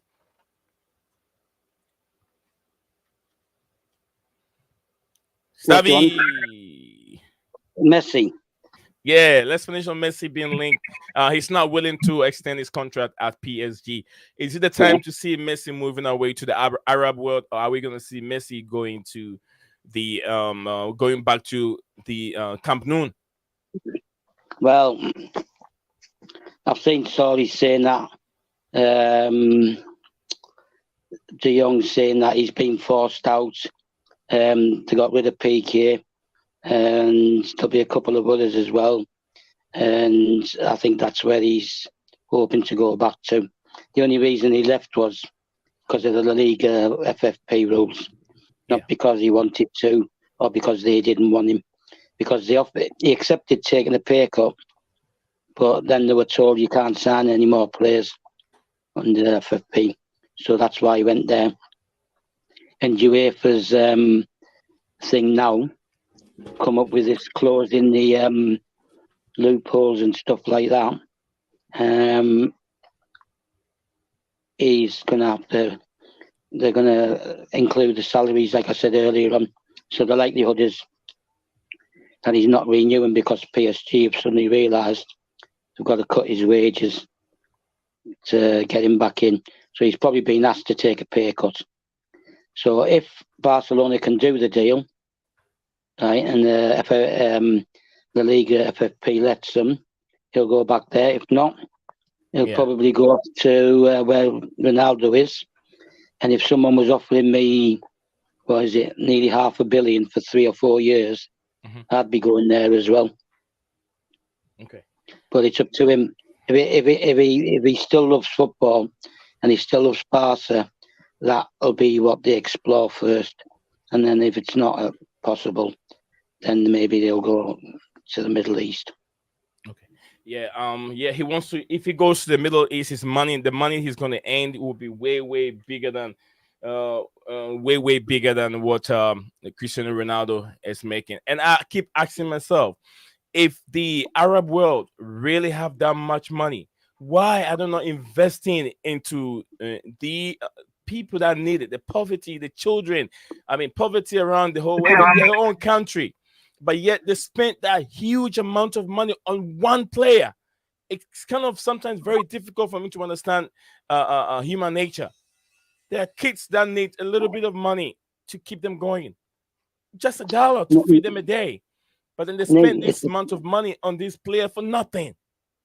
Nobody cares about kids, right? Nobody cares about the poor. Nobody cares about the sick. Governments I'm talking about now. Right, rulers and governments, all they care about. Let's not go deeply, okay? Just around. No, all they care about is putting money in certain pockets. Right, Yeah. The people who keep them in power. And it's that simple. And it's the same in every country. We got the elections here this month, and it's the same thing. We got a capitalist government here as well. Okay. Yeah. So they don't care about kids or the money or any of that stuff, right? And feeding kids. They couldn't care less. All right. Thank you very much. We got 15 of us. We're about to end the stream, but we got 15 more people tuning in all the time. Thank you very much. If you haven't subscribed to the platform, or if you found this video later on you're watching and it's the first time joining us, excuse me, with this platform, we give so much opportunity to new people to have their voice. If you want to be part of our platform, it's so easy. Just subscribe to the platform. And also, we always go live every day. If you have questions on Chelsea, you have questions in the Premier League, regards to FFP, we have experts that can take you through it. We will answer your questions for you as they come in. We don't take a dime, a penny from anyone to read comments.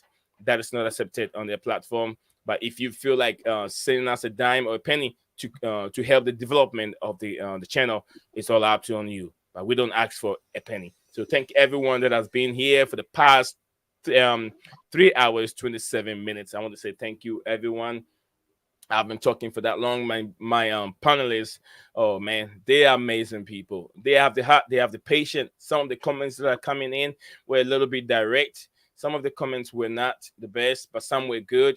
I mean, like I said, everyone's opinion, you're entitled to your opinion, and it's very respectful or accepted on the platform. But if your opinion comes in and we feel like we have to say a little bit about your opinion, what you just put up, and let's be a little bit more constructive in the way we criticize our people, the people that entertain us. That makes us happy. So we have to be a little bit more careful in how we say it. So because imagine if those are are your family, they are family members, how will you treat them? So I love everyone. I love everyone that have been part of the show. Like I said, Neil Zion is my name. Leo Desperandos. There's a lot going on behind the scenes, and we will share with you guys when the time comes. You see how big this platform is, not just seeing me here. So we'll let you know. We'll let you know as time goes on. Ryan, I want to say thank you. It's always a pleasure to have your knowledge on the platform and stuff. It's always a pleasure to have your knowledge also. And a legend as you are in terms of being, an ex-season ticket holder and knows much more about the football club. And when some of our fans come on, you're always willing to share that knowledge to them. Thank you very much. And if you guys want anything, you have anything to say, go ahead. And Steven, big up to you wherever you are. I know you're always you're watching and then also joining in the comments. Big up to you. You were on the platform before you left, so. Yeah, I know you got a lot of stuff going on. I wish you the best of luck, Steven. Thank you for all you do, Ryan, Steven, everyone. And then I want to say thank everyone that have been on the platform. There's so many of you. I'll try to say some Deshaun, Bobby Smokey Signal, God of Frogs, Diego Costa, my brother, Santiago. May you sleep very well. Have a good night's sleep. Julius Amoa, my other brother, big up to you. Also, Bobby Smokey Snigler, I said, Hola Buddy, big up to you. Everyone that have been on the platform. Too many of them I can't even say. Like I said, also Mark Brobby, Blue Blood, yeah, Big Blood. I can't end the stream without saying my brother's name, Blue Blood.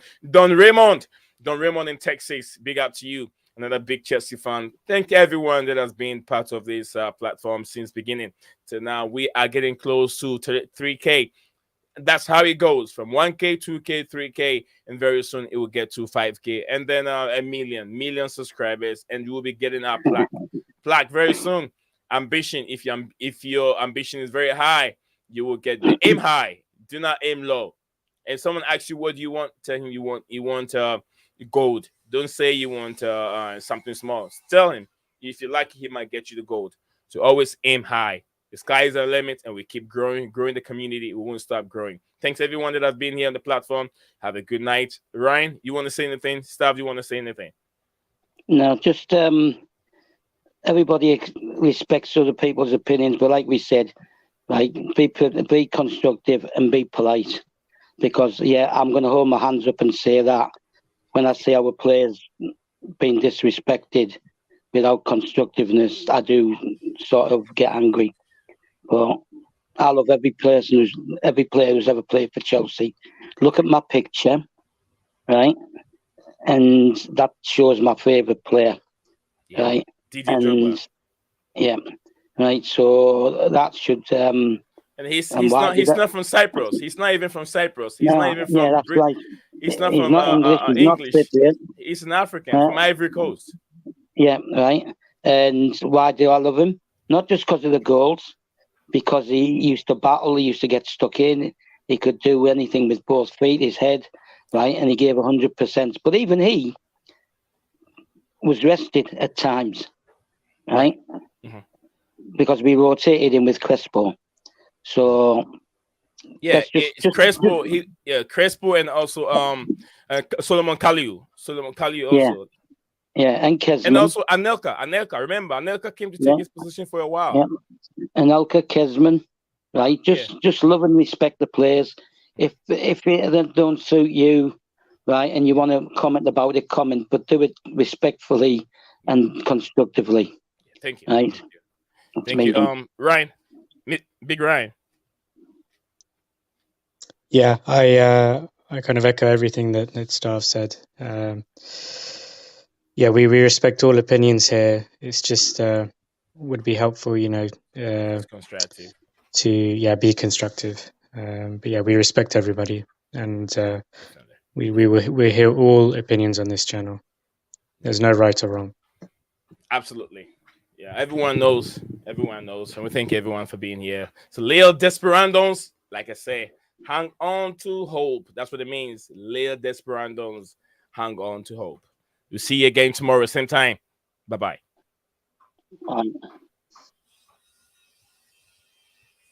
What's up, guys? Welcome back to Blue Clouds TV.